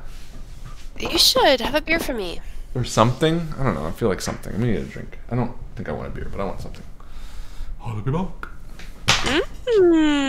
I get to hang out with all of our Discord people myself. Let me say some hellos and some welcomes. Chris, we said hello. Hi, Chris. Zia is here. Hi, Zia. Langdon, of course. We have Björn, Colin Burkhart. Hi, Colin. LeChip Beef. Who are you? Who are you, LeChip? I've never met you before, and I don't know who your real name is. So, hi, LeChip. I'm going to say he's a pirate. Jacob. Captain LeChip. Jacob. Yar. We have Jacob here. Who else is here? I would like to do a little roll call. Did I miss anyone? Langdon, you don't have to apologize. I'm not. I don't Johnny. mean. I'm not being mean about it. I appreciate you keeping it light. I'm only saying that joke in the main chat, and that way we don't have to count through the things because I feel like everyone can see your fun joke. I'm also nervous that I'm going to miss somebody one time because if there's too many jokes in there, I'm going to be like counting and I'm going to miss somebody. I'm going to be like, oop. We got Jeff. We have Marvin Tanner. AKA Marbles. Only fudge the numbers when 20th mid game was worth points. What? What does that mean? I don't know. Who did I miss? The Rake. Hi, The Rake. Hi. Who's the rake? Hi. I don't know. Who's But that? I missed him. Or her. So. Or them. I don't know any of these people. Oh, Burned Wallace. Oh, there was a whole thread in the Facebook group about how to pronounce Burn's last name. Yes, Burned. You're a new person. Wologzak. That's how I'm gonna say it. Blogzak? Wologzak. That's what I'm gonna say. I should let Twitter know. Let Twitter know what? Johnny has died in every game except for Call of Cthulhu. Sorry, Well, we'll see what happens. Wallashchuk. Thank you for the pronunciation guide.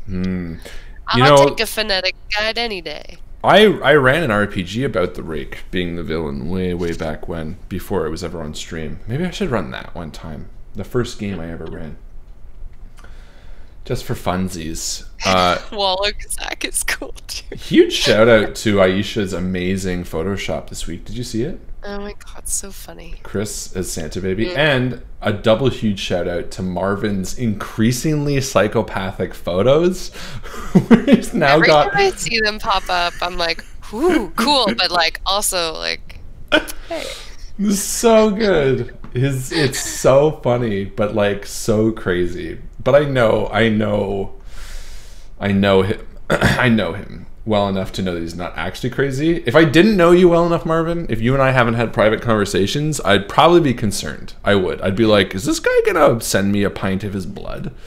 Oh, hi, Carly. Did I say hi to Carly? Yeah, Marvin does have a gift.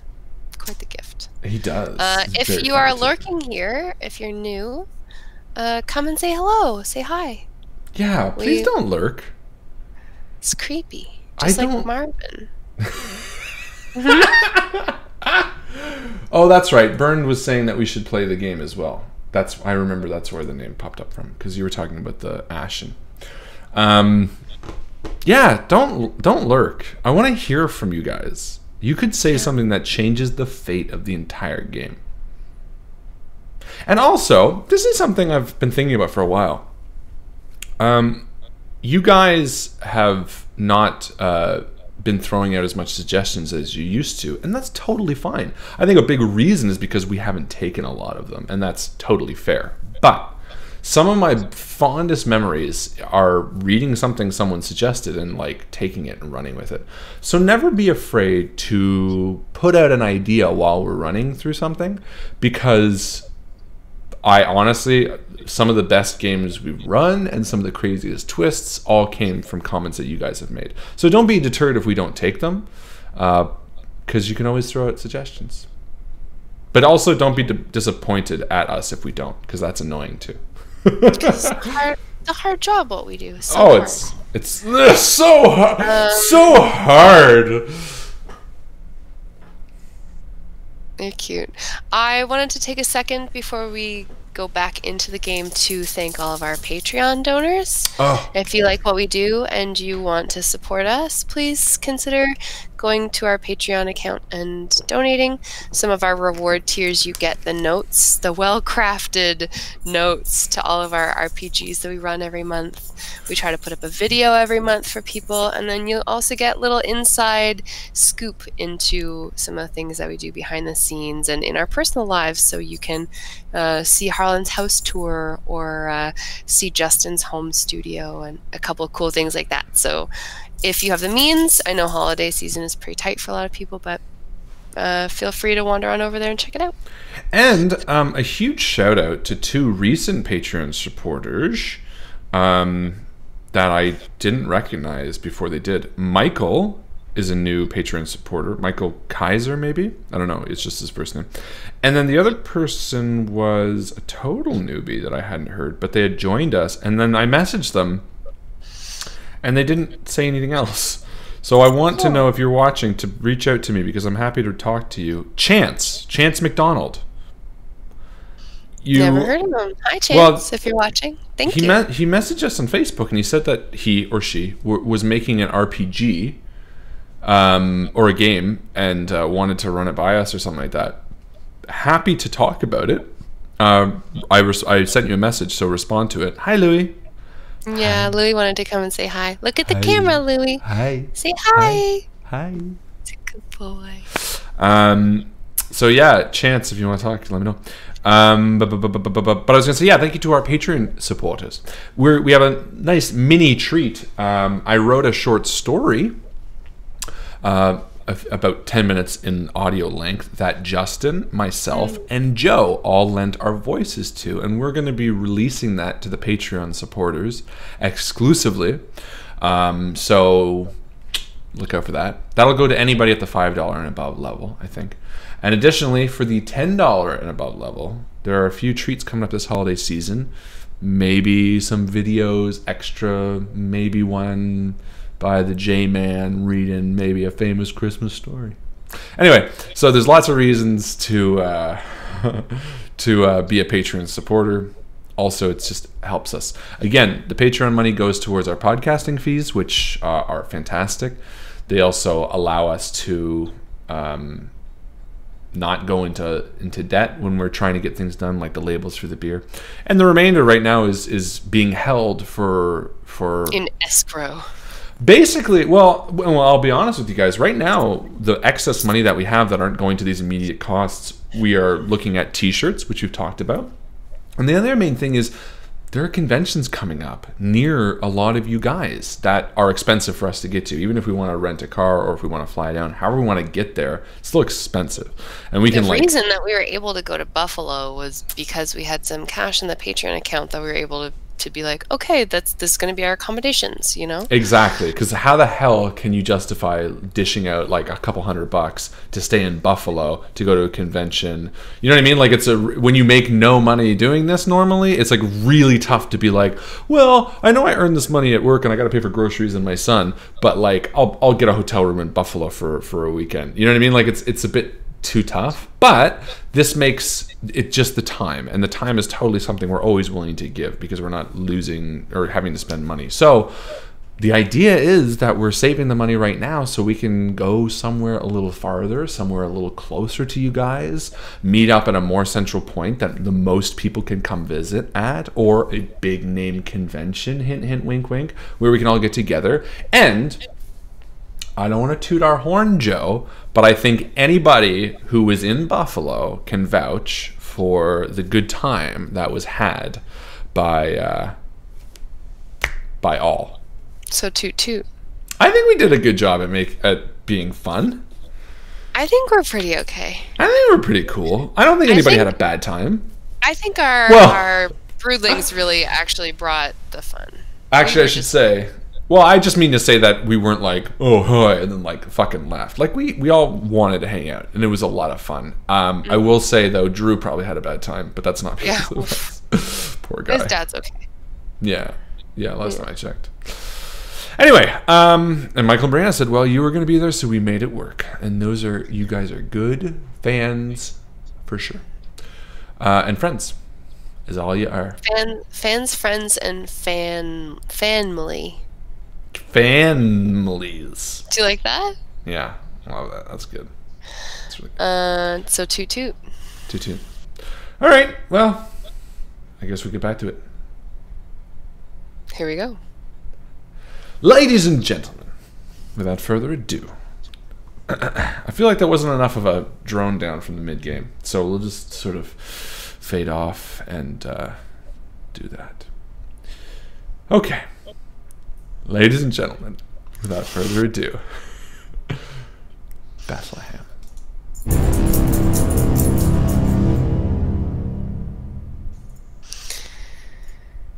So, this revelation has come to you, James, about the state of Moira's health. Not only does she need you because she is pregnant, but it's possible that she's sick, too. And there's some instinct that is awoken within you that has long since been dormant, where you feel compelled to help someone who is sick. What did you do for a living? Tell me a little bit about what your day-to-day was like 15 years ago. I was a medical doctor that worked primarily in the ER, the late shift. For the most often, I was run ragged for a lot of Sam's early childhood. Her mother and I had always trouble in our marriage, but Sam was always the light of my life, coming home from work just as she was waking up, going to school. It was the single greatest thing I ever did, being her dad. Anyway, work was stressful to say the least, but working the ER, it gave you a lot of quick experience, a reaction time, and it gave you an idea of a broad scope of ailments, issues, and problems, and how to sort of patch them pretty quickly. I've seen gestational diabetes before.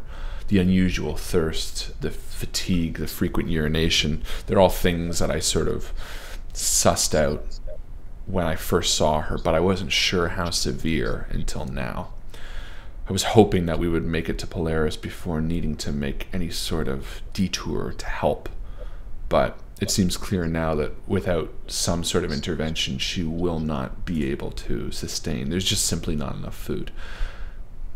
And I know that right before all of this came about, there were alternatives to insulin, things that they were pushing on some of the companies, dry powders, different forms of glass that I think would have a better shelf life. And I can't imagine there would be any use for it other than the diabetic. Maybe, I hope, pray that people ransacking these places were kind enough to leave some.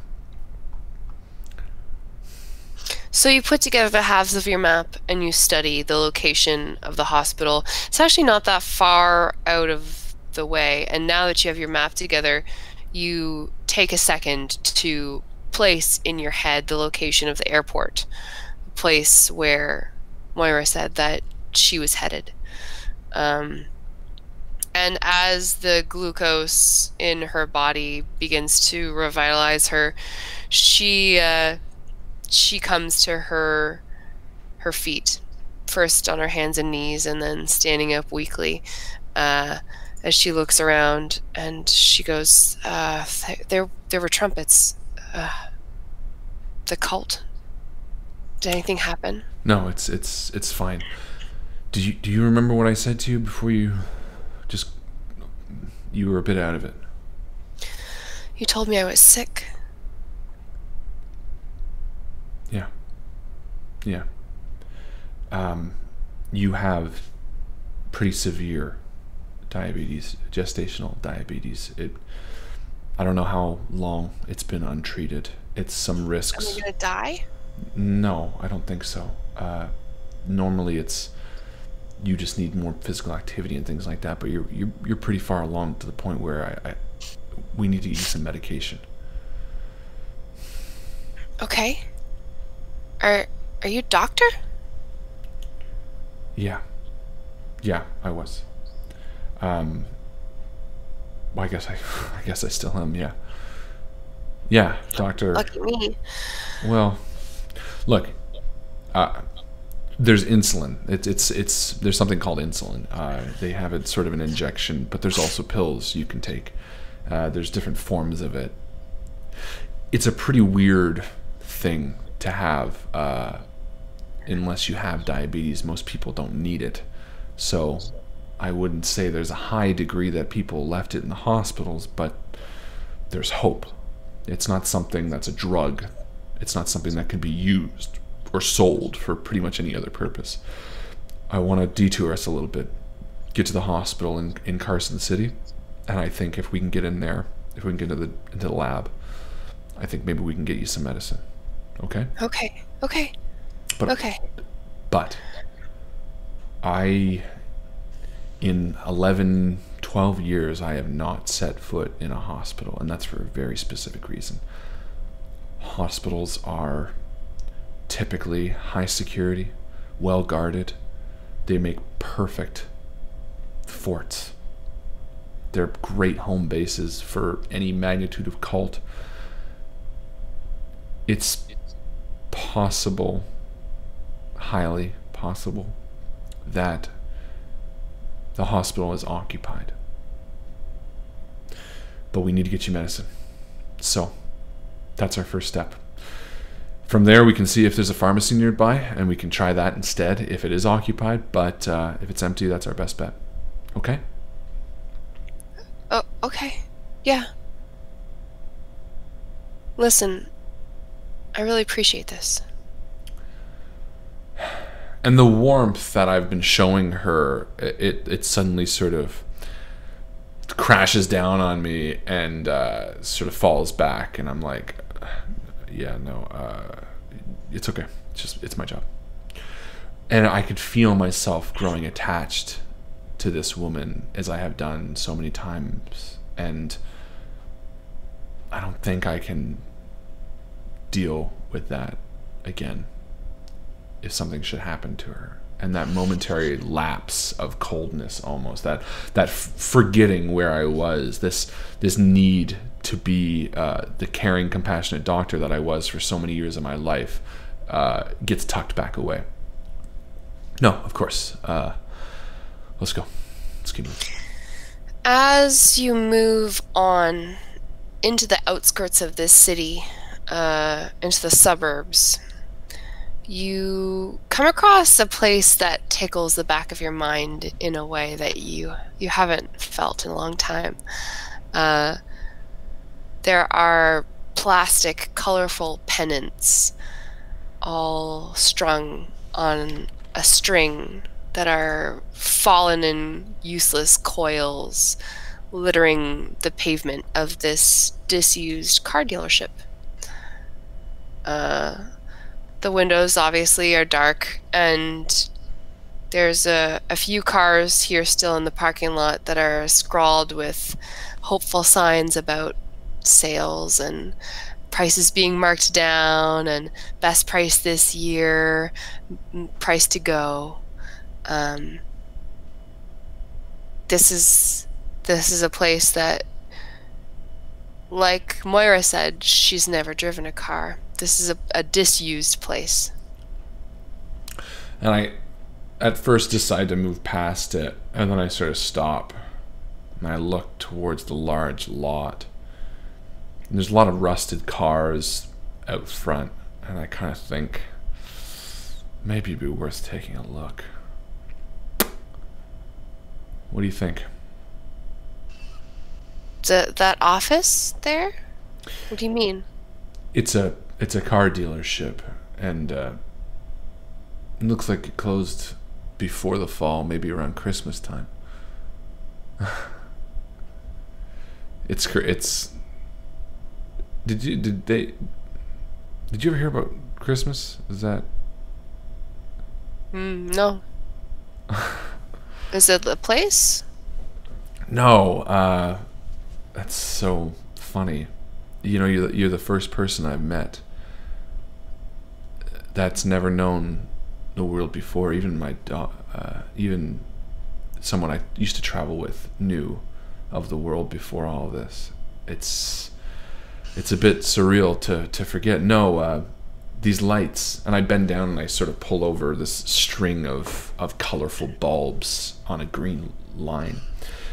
When there's power, you'd plug these in and they'd light up. You know, like a flashlight, but all these multicolored reds and blues. People would decorate them to celebrate a holiday, Christmas, which was around this time.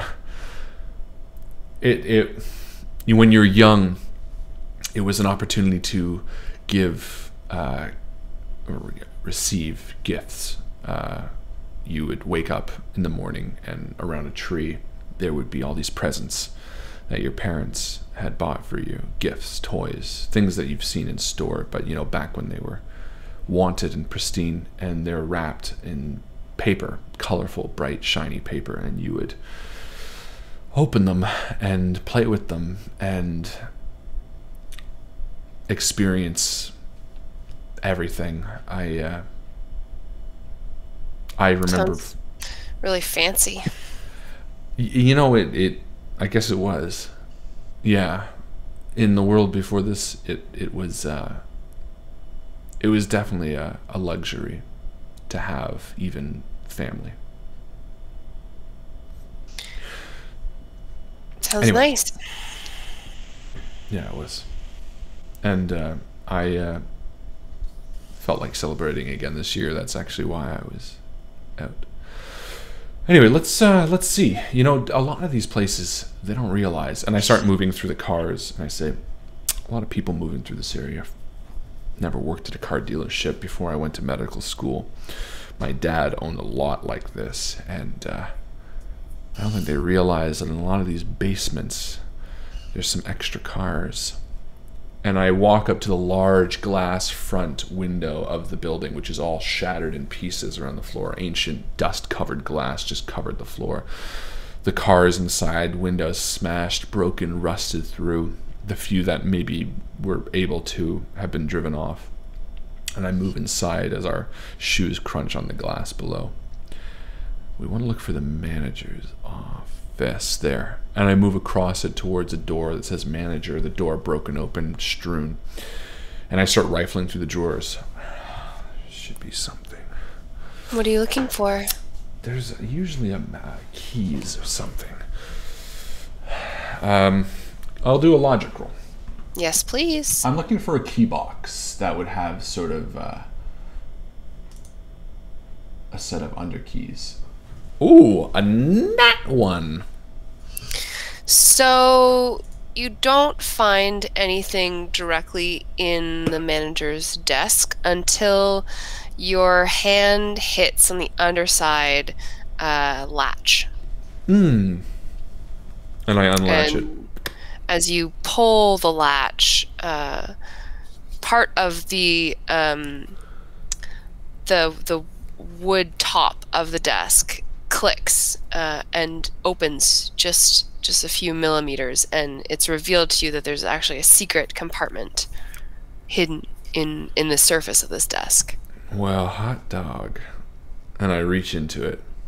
Even before your fingers touch the key, the rattle of metal is like a gift to your ears. And you pull out a keychain. There's 4 or 5 keys on it. Brilliant. You want to see something neat? Yeah. And I head down to the stairs in the main room. And down that set of short stairs is sort of like an underside of this lot, a garage of sorts, but it's vacant, save for some bankments on the left side. It's a large open parking lot of sorts, and the outside, far side of it, there's like a gate with a chain link fence that's sort of been bent out and smashed open that leads to the street outside, and we can see the wisp and dust climb. See, most of the cars down here have been broken into long ago and driven out through that gate, but, and I point to the bankment of 4 garage doors sort of set off in cement. The really nice cars, the expensive ones, are always kept behind lock and key, designed not to be able to be broken open on a whim. And I hold up the keys. Let's go see if there's anything in there. And I walk up and I open the first and I throw it up, and it's empty. An old tire set in the corner. 3 more shots. You want to try one? Okay. She grabs the keys from your hand and sort of turns them over in front of her face like a child looking at a toy. And she slides a key into the lock. It's the wrong one. Doesn't fit. She tries another one. And with a click and the rattle of this corrugated metal, she slides. There's a beautiful, gleaming, brand new car, or at least it was brand new 15 years ago. Well, would you look at that? Can I see the key? Wow. She hands you the keys. Take the keys back, and I sort of climb tightly into it, and I look at it, running my fingers over it. I haven't driven a car like this. It's almost ever. like finding a piece of candy or managing to clean yourself. This luxury, this feeling of pristine fabrication. This is something special. Well, fingers crossed. And I climb into the front seat, and I put the key in. As you sit in the front seat of this gorgeous car, make and model unknown to your DM because she knows nothing about cars, you feel the fine leather under your hands when you run your fingertips over the steering wheel. You adjust the seat back for your long legs. You put the key in the ignition and you wait. You're not ready for this to be over yet. You're worried that it won't turn over, that there will be no gas, that this is all a dream. And you adjust your rear view mirror, and as you do, you catch sight of something that makes your blood run cold. In the wall of the garage, behind where you are sitting in this parked car, there's a head and torso that's protruding from this cement wall. The chin hangs open in a wordless scream, the eyes vacant, dead. This ghostly image of humanity tortured. There's something pulling itself out of this solid cement wall, and it is directly behind you. And as you watch in horror, it frees an arm, another arm, and it's pushing itself out of the wall towards you. Jesus! I fire up the car. It starts. And I tell her to move out of the way, and I pull it out of the garage. And I say, "Get in quick!" Moira's like, "Oh wow, look at this! Get in! Get in now!" She, startled, fumbles with the handle for a second, and you lean over and open the door for her, and she hops in and closes the door. She's like, "What?" Look, and I turn behind. Have I ever seen anything like this climbing out of a wall? Yes, you have seen these beings before. They are uncommon, maybe not rare, and never up this close before. There is a alkaline reek to this thing. It burns the inside of your nose, and it's almost out of the wall now, and you can see it reaching towards the car, its mouth unhinged. It kind of rattles. You can hear it even over the sound of the car, this gasping. And for a moment, I'm frozen fear, and then I shake my head and throw it and drive again. And I fire off towards the exit. It's a super fast car. Yeah, it's a super sexy, super fast, super awesome car.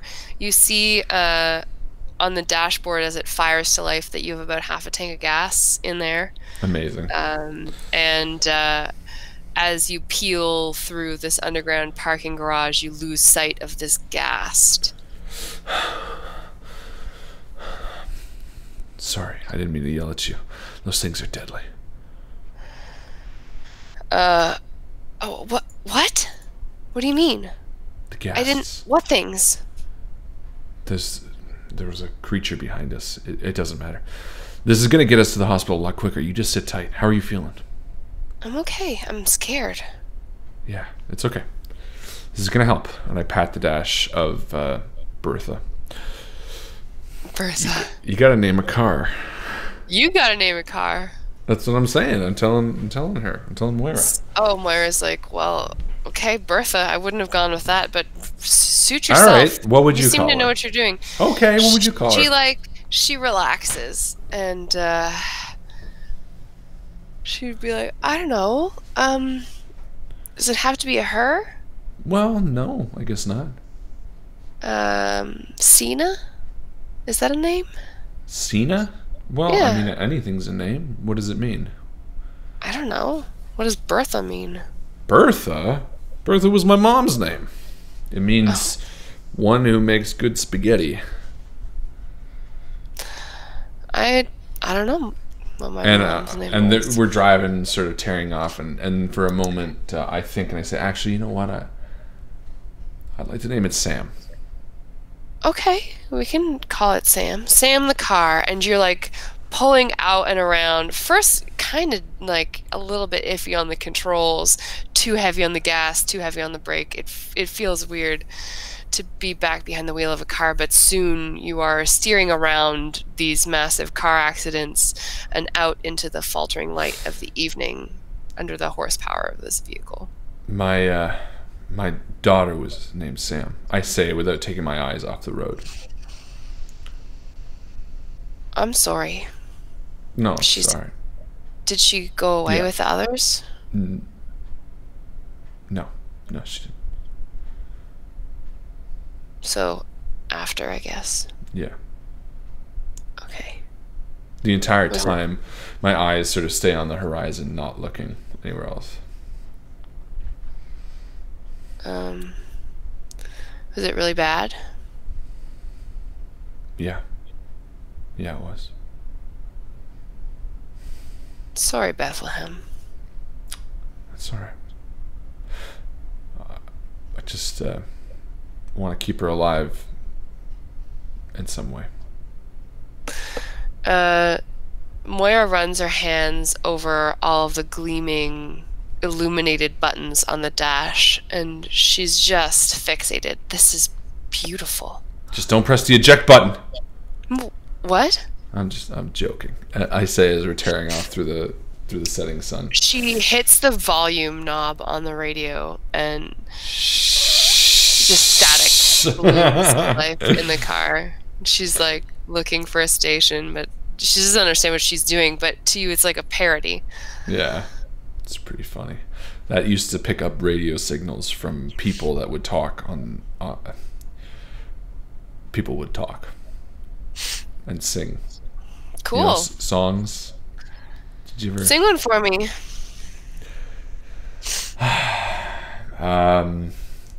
Outside the snow is falling and friends are calling you.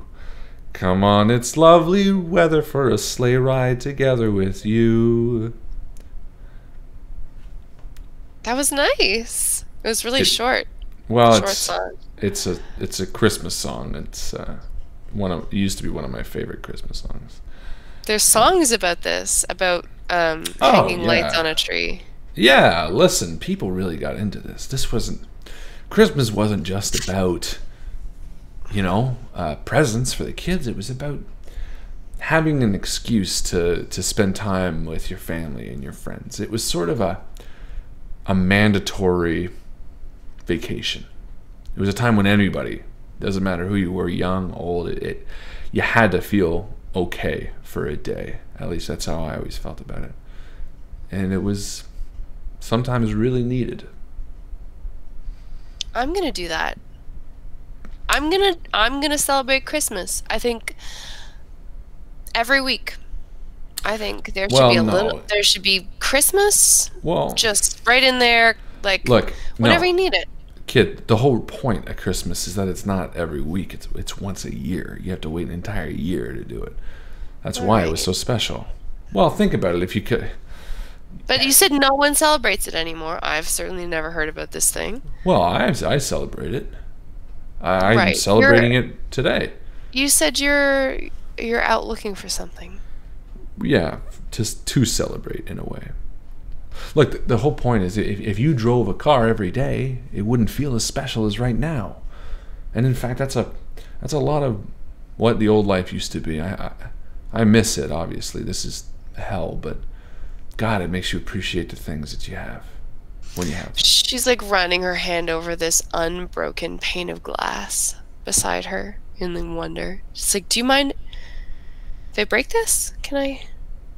Don't. Why? No. There's tons of glass we can break. No, I just wanted to like feel. Watch. And I open the window using the controls next to me. She's like, ha ha. And as we're driving, she's like playing with it herself. Yeah. And eventually I'm like, okay, stop. Don't make me turn this car around. But it's Christmas. And we drive for a good distance until we reach the edge of the city, I guess. We come to the hospital. As you approach and you see signs, the signs that are still hanging anyway, your jolly mood disappears. And it occurs to you that cars make a lot of sound, and I kill the engine kind of sound that a lot of people haven't heard in a long time. Yeah, I kill the engine from a distance, and we abandon the car. This is the end of the road for Sam. She walks once around the car and she pats it on the window. You're a good car, Sam. Yeah. And I turn away from it, shaking my head stupidly, and begin hiking into the city. We are maybe a 5 to 10 minute walk away from the hospital, as is. Sure. And it's coming up on night now. Mm-hmm. Night has this quality about it, post-apocalypse, where it's very quiet and it's very dark. There's no electric lights. In the beginning, people used to light a lot of fires, candles, but people who did that without thinking about it, they didn't survive too long. So people tend to get used to the darkness. Moira seems untroubled. She's just walking alongside you. And I've become accustomed to it as well. And as we walk through the streets, the cracks of pavement that sprout new life between them are a bizarre sight. It's been a long time since I've come to a major city, and the overgrowth, the greenery that's perked up in certain patches between the buildings, other patches that have died because of just the chemical clouds that sit overhead, but aspects of the natural world juxtaposed against the dead, empty buildings sits like some bizarre portrait as we move silently through the city. And as we become closer to the city center, I crouch down and signal for Sam to do the same. Moira. Sorry, Moira. I Maybe say, you're- shaking my head. Sorry, I didn't mean You're that. caught up in It's okay. reminiscing. I know. I apologize. I didn't mean to call you that. Is this the hospital? Yeah. There are a couple of large buildings spread on this hospital campus. 2 towers, one that's maybe 5 stories, but hulking, taking up almost the block. And I crouch down and watch it for a long while. I'm gonna roll in logic. Mm-hmm. Yeah. Success. Success. Success! Excuse me. Success. You don't hear anything, but you're watching as well. And as you keep your vigil, you notice in one of the towers that the hospital has, a shape moves by one of the windows. You just catch the motion in your periphery. There's people inside. And I look to... Is it safe? Should we go? I look to Moira, and I sort of scan her, the gaunt sort of look in her eyes, the hollow cheeks she has, the thinness, and her sort of beating sweaty brow. And I become nervous. Her wrists particularly strike you. Hmm. So thin. We could try to find a pharmacy, but I think that's our best bet. And I don't know how long we can wait. Let's go. I think you maybe should stay here, though. Are you sure?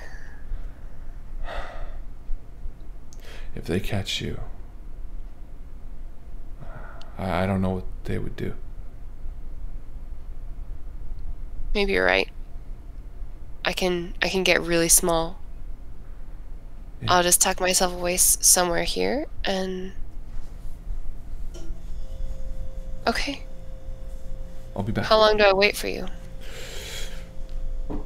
I shouldn't be that long. I look at the large building. I don't know, maybe an hour, 2. I don't. It could be 15 minutes. Just stay. And if I don't come back by the morning, maybe, I don't know, find a way out of the city. You leave her. And as you do, you remember walking away from your daughter. What happened to Sam?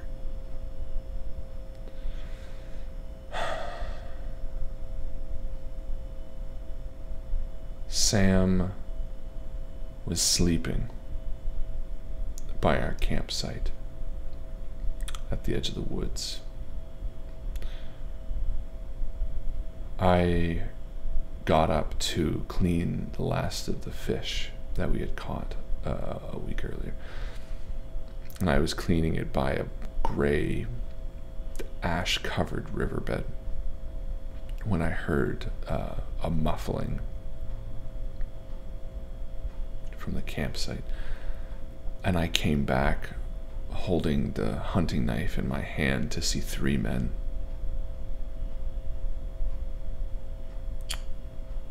She was alive at that point. And I remember running at the first, and he stabbed me, but the knife was shallow. My hunting knife sunk into him quickly. And when the first saw that, he slit Sam's throat. And I killed the second man as well, before running to Sam to try to stop her. And I left her to chase him down. And as I did, I could hear her behind me. I knew when I saw her in my hands that she was already gone. He got away. And when I came back to the campsite, all that was left was, well, Asta, who was down by the river with me, lying next to Sam, licking her. And we left that campsite, and I never looked back. And as I leave, Moira, that memory lingers in my mind as I approach the hospital and head down towards the garage entrance. As you pass by the lobby, the front doors of the hospital, you see a grisly sight. There is a body, human body, that has been affixed to the outside of the hospital, just underneath the sign. It says St. Michael's, and there's a body there. You've grown accustomed to death. Obviously, you've seen your share of traumatic things, but this body has been nailed there to the wall. It's an old corpse, ritualistically done. Its skin splayed open to reveal the internal organs. Just kind of gives you a bad feeling as you head off down the side of the building toward the decline. There's a sloping pavement that ends in a garage door, and beside that a pedestrian entrance, closed door as well. So I crouch down with my back against the wall, and using my hunting knife, which I shine and buff, I hold it around the corner to see if there's any reflection of light. You don't see any.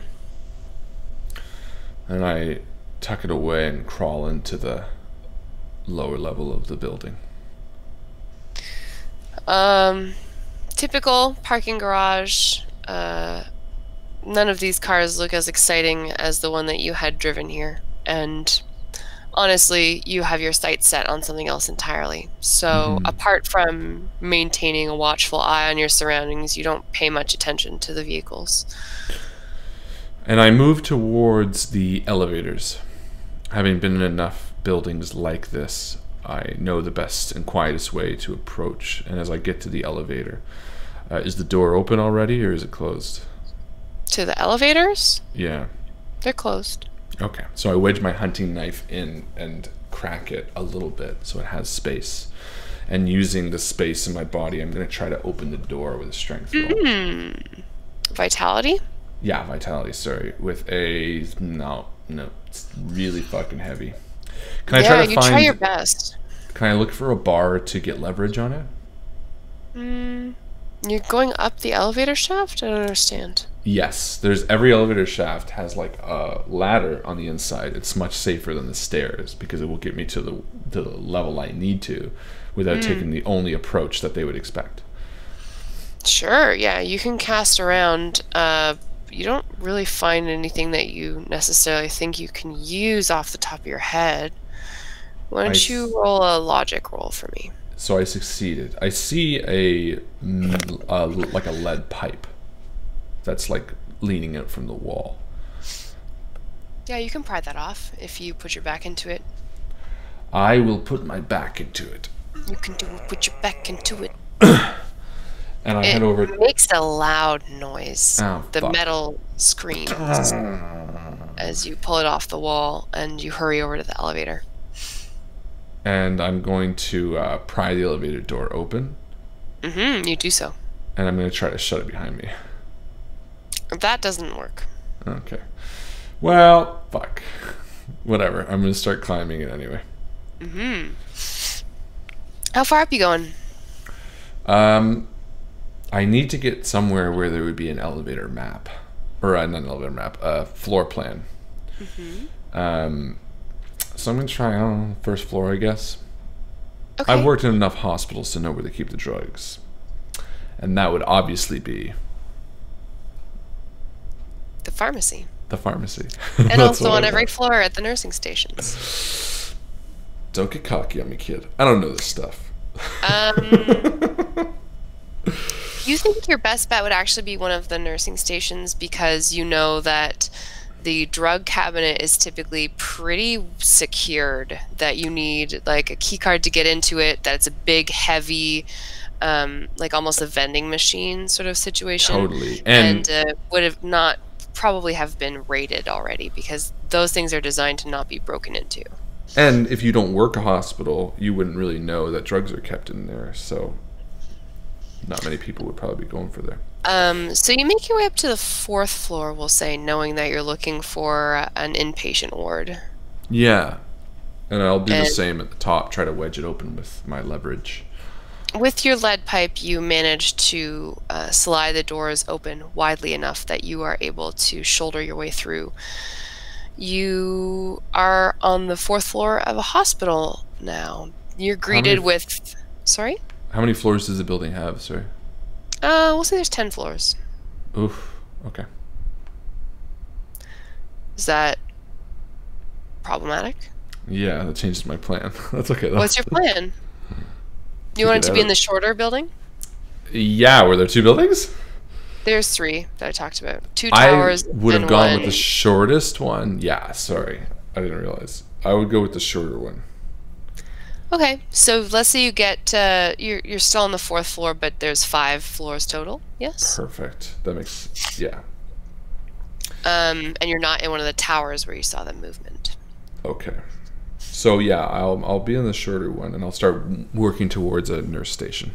Yeah, there's like the cliche sort of disarray that you would expect in a hospital after the apocalypse. IV pools tipped over, wheelchairs, and beds like inopportunely left in the middle of the hallway. There's also a number of corpses that are desiccated. Seems like pretty old stuff.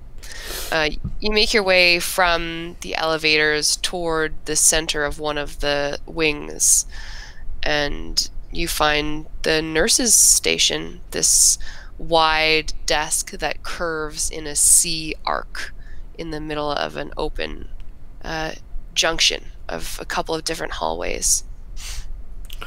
And computer I'm going terminals, to... that sort of thing. Yeah, and I'll duck behind it and begin looking for, I guess, the box. Mm-hmm. And, yeah. Yeah, you find the vending machine for medication. It's closed securely. Does it have a key lock combination or key card? Does it you would have had to have had a key card to access the drawers that open when you key in specific information. But this touchscreen terminal is dead, obviously. And you look inside, you can see beyond the main door that you would have to open. The locked drawers they seem to be full of medication. This is like a jackpot. Okay, so I'll do a logic roll on how I would be able to open it. And I do not succeed. I'm going to look around for a key, I guess, then. Mind you, I think lots of people would be doing that. So I can't smash it. Does it look breakable? mean, you could smash it. You've got a pipe. I look around nervously. I'm going to do a logic roll for a listen to see if I hear anything. Okay. And I fail miserably, so I don't think I hear anything. I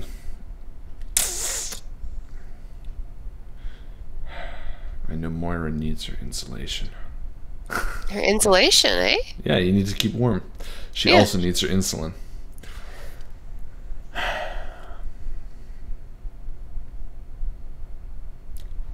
I think I reel back and I smash the window. You smash the window, and clearly this this device was designed with the mentally ill in mind. And resistant to, shatterproof glass. It's not amenable to being robbed from. So it takes you a good couple of minutes to punch through the dual layers of glass and security tape that's holding the whole thing together. But you do manage to punch through enough of the glass to reach your hand inside and activate a switch that you can find that opens the door. Amazing. And I drop my backpack down and I fill it with as much insulin as I can and some morphine as well. As you stand up with your backpack full of precious drugs, you feel a prickling sensation between your shoulder blades. You are being watched. I run towards the stairs, the stairwell, in like a bolt. And as you bolt from the nurse's station, the movement of people, the clattering of footsteps running after you, you hear voices, people shouting at each other, something indistinct. Stop him! Someone whistles, and you are being pursued. Make a dexterity check for me. Okay.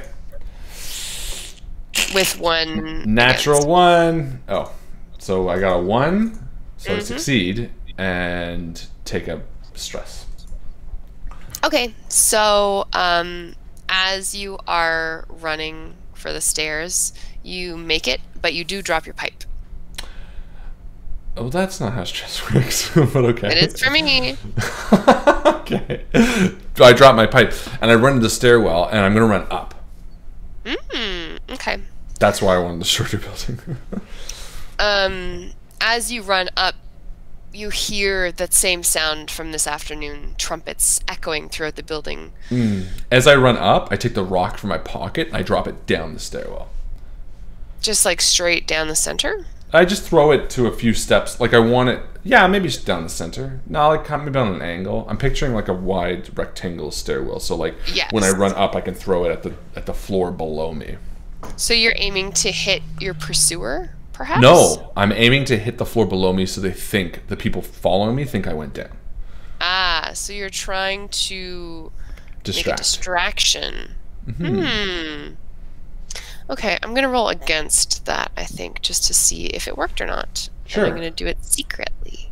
Sure. Trixie Joe. Trixie. You're funny. So, do you look back? Are you waiting around to see whether that worked or not? I don't care whether it works. I'm just like doing it. It's a rock. So you make your way to the 5th floor, and you are in another inpatient ward. You close the door. I'm going to the roof. Well, this staircase doesn't go to the roof. This is like a pedestrian, public, like, there's no reason that anyone who goes to the hospital would need to get onto the roof of this hospital. Fair enough. I am trying to find the roof, so I'm going to run around the inpatient ward area to see if there's a ladder leading to the roof. You find a fire map of the floor beside a fire extinguisher, fire hose, etc., set up right near the staircase that you leave from, and you see that there's there's stairs that lead to a helipad on the roof of this building that is usually accessed by the elevator, but as you know, the elevators don't work right now. So yeah, I'm going. Is there an axe by this fire stuff? Yes, sir. Brilliant. I'm going to grab the axe and the fire extinguisher and run towards the stairs. You run as fast as you can, and you make your way up onto the roof of this building. The cold night air hits you in the face as you open the door. I reach the top and I take my I take a cloth out of my backpack real quick and I hold it around my fist as I hold the fire extinguisher, and I look for the fire extinguisher or axe. Fire extinguisher, and I look for the fire escape. The ladder at the side of the building. Is there a fire escape? I think there legally would have to be. That'd be my thinking. Are you rolling? Yeah, Oh. you don't see one. You Fuck. you cast around and you don't. There's nothing obvious. You don't see anything. Oh no. What are you gonna do? Die, probably. You hear the sound of trumpets echoing from the stairwell. Yeah. I'm gonna wedge the door shut, I guess, with something. Okay. Is there a brick on the roof? Yes. I'm gonna use. You roll for a brick, but you roll for my means of escape. Sure, there's a brick.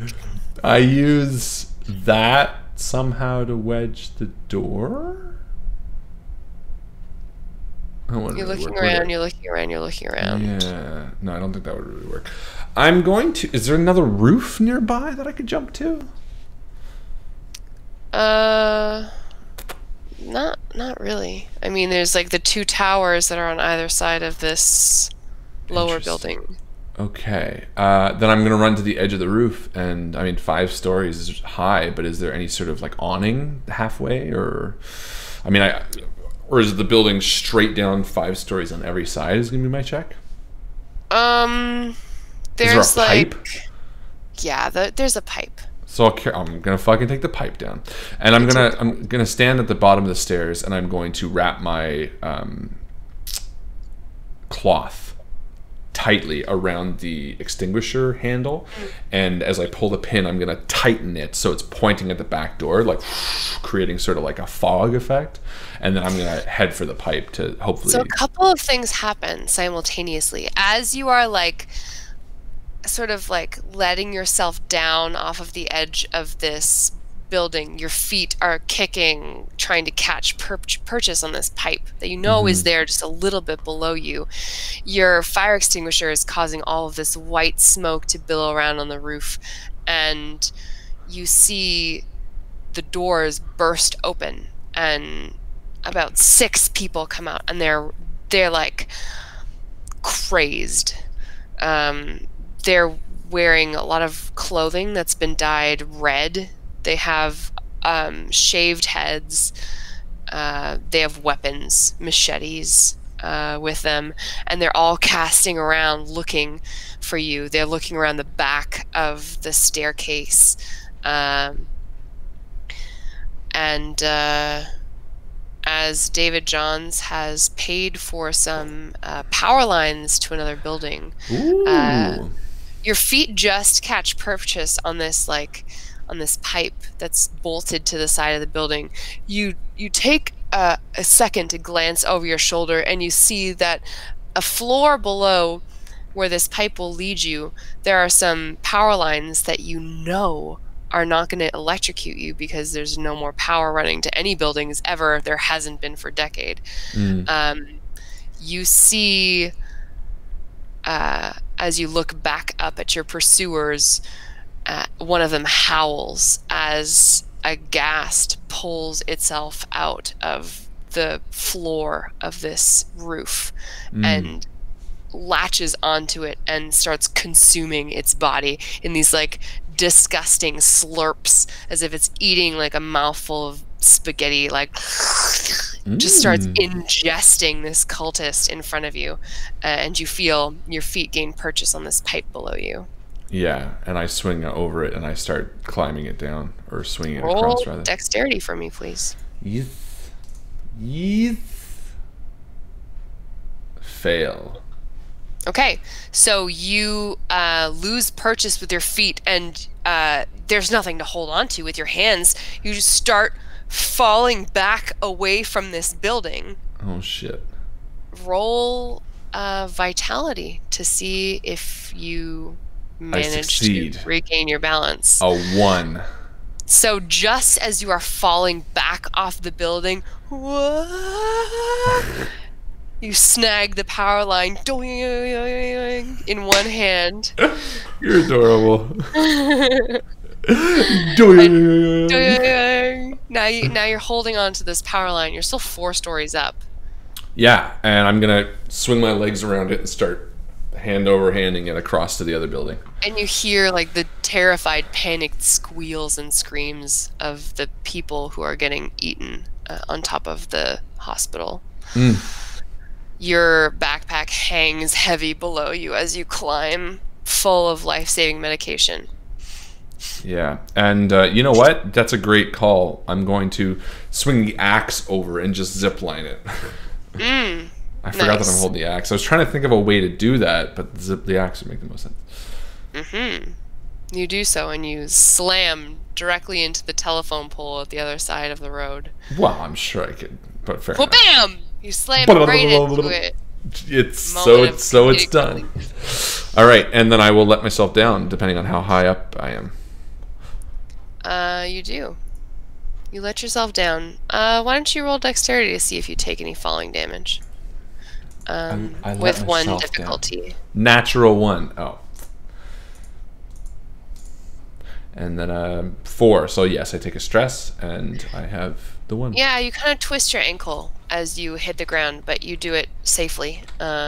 You don't break any vials that you can feel. There's no broken glass clinking around in your bag, and you sort of stagger to your feet in the dark. You're unfortunately on the opposite side of the building than you would have wanted to be. So I stay low and I just run towards Moira. I mean, there's no reason to hide it. They know I'm here anyway, and I doubt they'd be able to get down 5 floors in any manner of time. Besides, the gas seems to be more of a threat than I am right now. And I run across to where she was. Moira! Moira! It's dark now. Night has truly fallen, and you hear no answering whisper. Moira. And I look around, and I'll roll logic.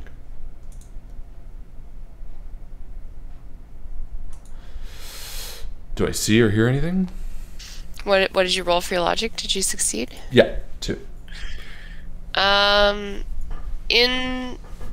In the alcove, this alley corner where you left Moira,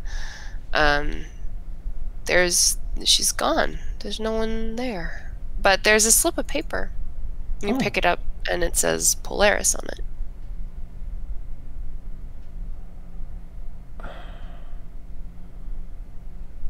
And I look back to the direction I came from and the direction that I know Polaris is in. And I know that without insulin, she's not going to get far if she tried to go alone and if she got taken.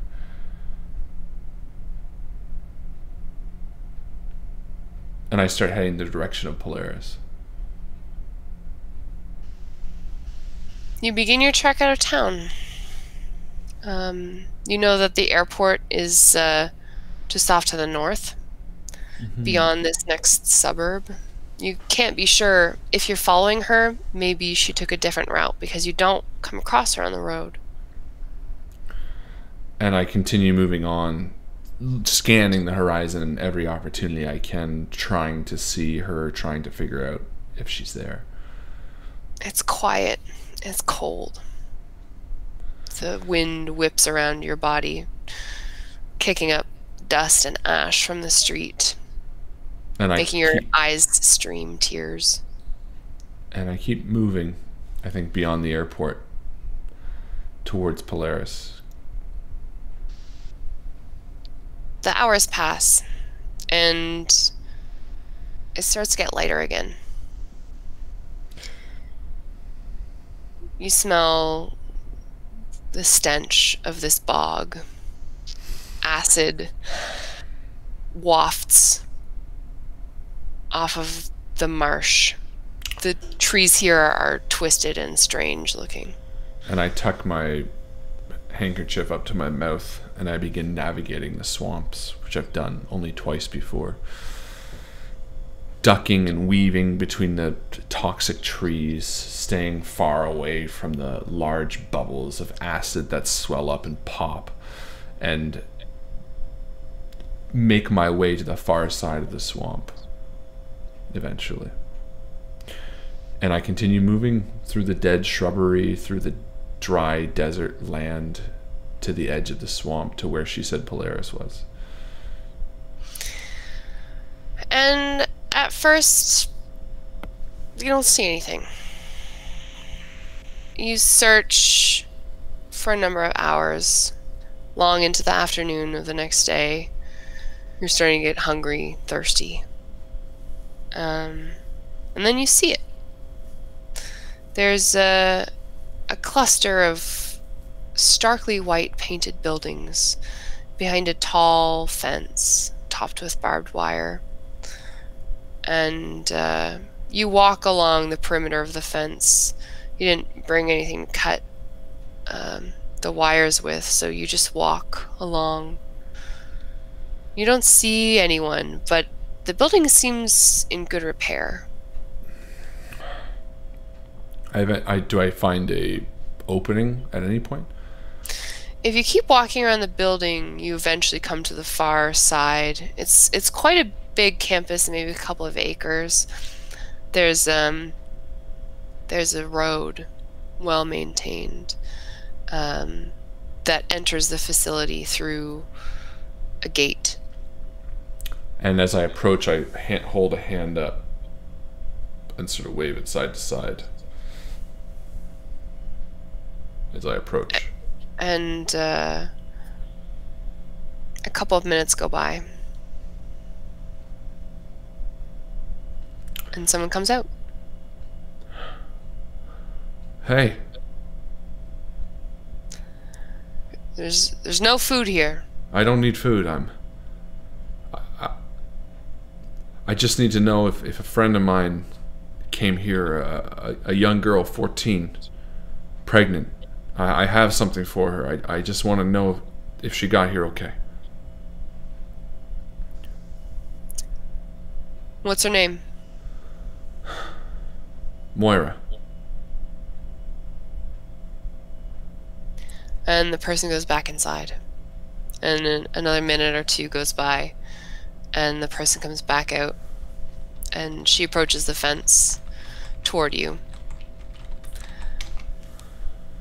And You made it. no, this is the person from before, babe. Oh, a different girl. No, this is the same person who came out to see you at first. Oh, a girl. I didn't know it was a girl at first. She approaches the fence, and she says, "Yeah, we have Moira here." And I'm going to study her face for a moment. I'm just going to do a logic to see if I can tell if she's telling the truth. Roll charisma. Oh, better idea. No, empathy. Oh, what the hell do I have empathy? Who knows? What the fuck do I have for empathy? What the I have a 5. shit? I succeeded. Wow, good call. Congratulations. She's exhausted. And she's sad, but she's relieved to see you. She said, we picked her up a couple of hours ago. And I turn around and I reach into my backpack and I pull out cautiously some insulin, and I walk over to the fence and I reach through and I say, "She's got gestational diabetes. You might have already seen that by now, but she'll need this." How do you know? Where did you get this? The woman's eyes get wide, and she approaches the fence, and she looks at the vials in your hand. Who are you? I just want to help. I'm glad she's okay. Actually, and I turn around and I empty my backpack of all of them. I hand them, "Here, morphine as well. I don't need it." And then The woman is like flabbergasted. It's like, "Where did you get this?" I got it from a hospital. I ended up getting lucky. You guys can use it. You're doing good things, hopefully. Just take care of her. Thank you. What's your name? James, Bethlehem. Do you have a message for Moira?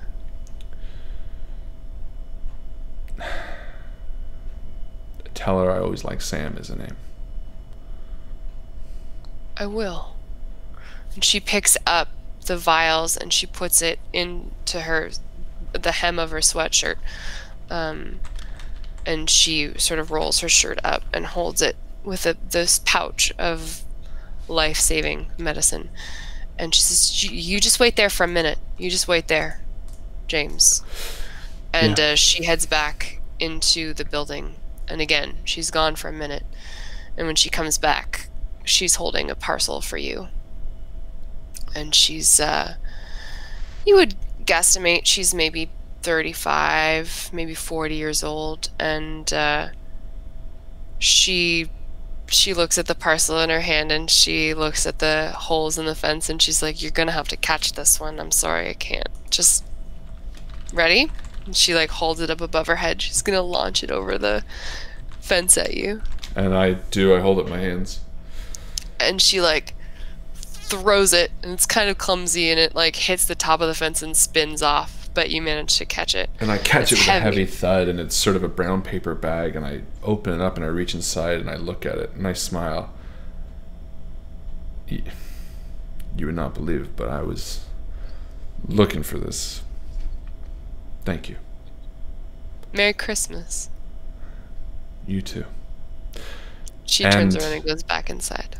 I head across the swamplands through the broken, destroyed airport on the outskirts of the city as the crow flies back towards the high school that I occupied just as dusk falls on almost an entire day. I step into the decrepit ruins of the broken gymnasium across the warped floor as the setting sun kills all light, as I descend the few steps down and open the door to see Asta, thin as ever, stand frailly. She walks over to me and I bend down, lighting the few candles I have, shutting the boiler room and locking it behind me and turning on the heat as I remove my hat and sweater and sit on the end of the bed and, hey, check it out, boy. And I open the bag and pull out the can of dog food that I had left 2 days ago to find, and slowly peel the can opener back, opening it reel after reel, removing the lid, and with a spoon turn to him and say, Merry Christmas, buddy. And we enjoy our can together. And we are going to end it there. Ladies and gentlemen, that was Bethlehem. Merry Christmas. You're crying. Anything with a dog. Great game, Joe. That was a lot of fun. You too. Good job. I think so many people were nervous that dog was going to be dead when I came home. I would never. Well, they wanted me to at the beginning. Yeah, that's because they're fucked just up. Being a jerk. All of you guys are all messed up in the head. That was really good. That came together well. I know you wanted me to go. Well, we'll talk about that after. But that was a really good ending. I liked that a lot. That was really satisfying. Yeah, it was cute. Yeah, I liked getting to say name her Sam. I thought that was a cool little thing. Yeah, I like that. Sam's a good name. Yeah, whatever the fuck I said. Something cool. You said a cool thing. I said some cool thing X. I'm excited for when people get to see my like nonsensical 5-page list of stuff that I made up as notes for this game, because there's really a lot of Bible quotes. Well, here are my notes. Nice. Well, I don't have anything important. I got gestational diabetes, drive him home when it happened, daughter named Samantha. I love that you. It's so funny because you're like, James knew about this gestational diabetes. Like, the word is so foreign in your mouth. Hey, be nice. No, you're really cute.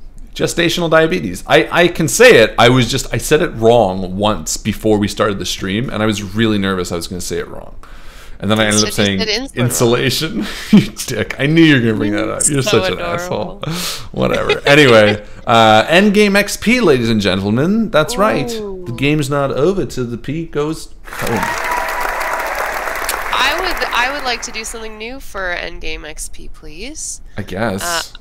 I would like our viewers on the Discord to nominate someone, please, for Endgame XP. Someone who you think deserves a little bit of Christmas cheer. Someone who did good in the game. Someone who offered funny suggestions, or someone who you just enjoyed chatting with. Because I know that it's tricky when you're playing a 2-player game to pay attention to the chat as much as we would like, because we have to be on for so much more. There's more screen time. There's no downtime. Mind you, this is something we used to do. We used to have the nominations. Oh, really? Well, I wasn't there for that. Old. So meh. We're bringing it back. Chris nominated The Rake. How many people could count the allusions to religion? So many people could cite them all. Anybody get Great question, because there's a lot of them. Yeah, there were a lot. So many. I mean, the obvious ones, Bethlehem, but I wonder how many people would have got Polaris. I wonder how many people would have gotten. And the bringing the gifts. I saw Bjorn get it. Oh, did he? Okay, I good. saw Bjorn, yeah. And the trumpets, I wonder if people knew that. The trumpets, what else? The, where do I have my list of things here? We talk about, yes, the souls of martyrs, aka our ghouls. Ghouls and guests. Ghouls and guests. The magic of the window, that's a Jesus trick. The Jesus trick, which is make a piece of glass a whole big piece. That was one of his miracles. That was the first and only. I think, you know what? The Rake was the first person. I think we should give it to the Rake. First person nominated, and honestly, to keep up this the entire time, the Rake. That's tough. So, Rake, you win Endgame XP. I don't know your real name in Facebook, mind you, but maybe we should just start switching all of this to Discord. Well, the thing is that you can change your nickname in Discord, so that's kind of... Yeah, but the Rake is still going to be the Rake. Their name is Rake. Like, even if you hover over my name, it's still Harlan is my real name. You can hover over and see what people's real names are. We'll talk to Justin about it. He's the one who takes care of it, which reminds me we need to tell him who wins. He's the B-boy in the B-boy stance, doing his B-boy game. Ladies and gentlemen, we are not going to see you until after Christmas. Aww. That's right. I think I'm sure we'll get another chance. I'll probably send a little video on Christmas Eve from us just on the Facebook group to wish everyone Merry Christmas, because I can't go that long without saying Merry Christmas. But in case we don't see you, have a fantastic holiday, a Merry Christmas, a Happy Hanukkah, all the other ones. Joyous Kwanzaa. Joyous Kwanzaa. I don't know anymore. I don't know either. That's not... And to say anything bad about them, I'm just ignorant. I'm just a terrible happy holidays. Person. But happy holidays. Everyone's feeling really festive. I super love this time of year, and me too. I wish you all twinkly lights. Joe really loves this time of year because I came home to her putting Christmas lights on my computer. Deal with it. I love it. Don't get me wrong. I will never complain ever. I loved it, and I still do. I let them on. Very adorable. But yeah, have a great happy holiday, guys. Oh, I gotta do the fucking Christmas card this year. I forgot. Shit. Alright, we'll figure it out. Well, everyone's coming over on Saturday. Yeah, we are. Remind me to take a picture. A cute little shindig. A shindig. Anyway, we're having a shindig. Everyone, Henry. Have a great night. You're all my own Christmas presents. Have a great one. And happy holidays, and we'll talk to you soon. And as my good friend Joe always likes to say, Joyous Kwanzaa. Joyous Kwanzaa, everyone.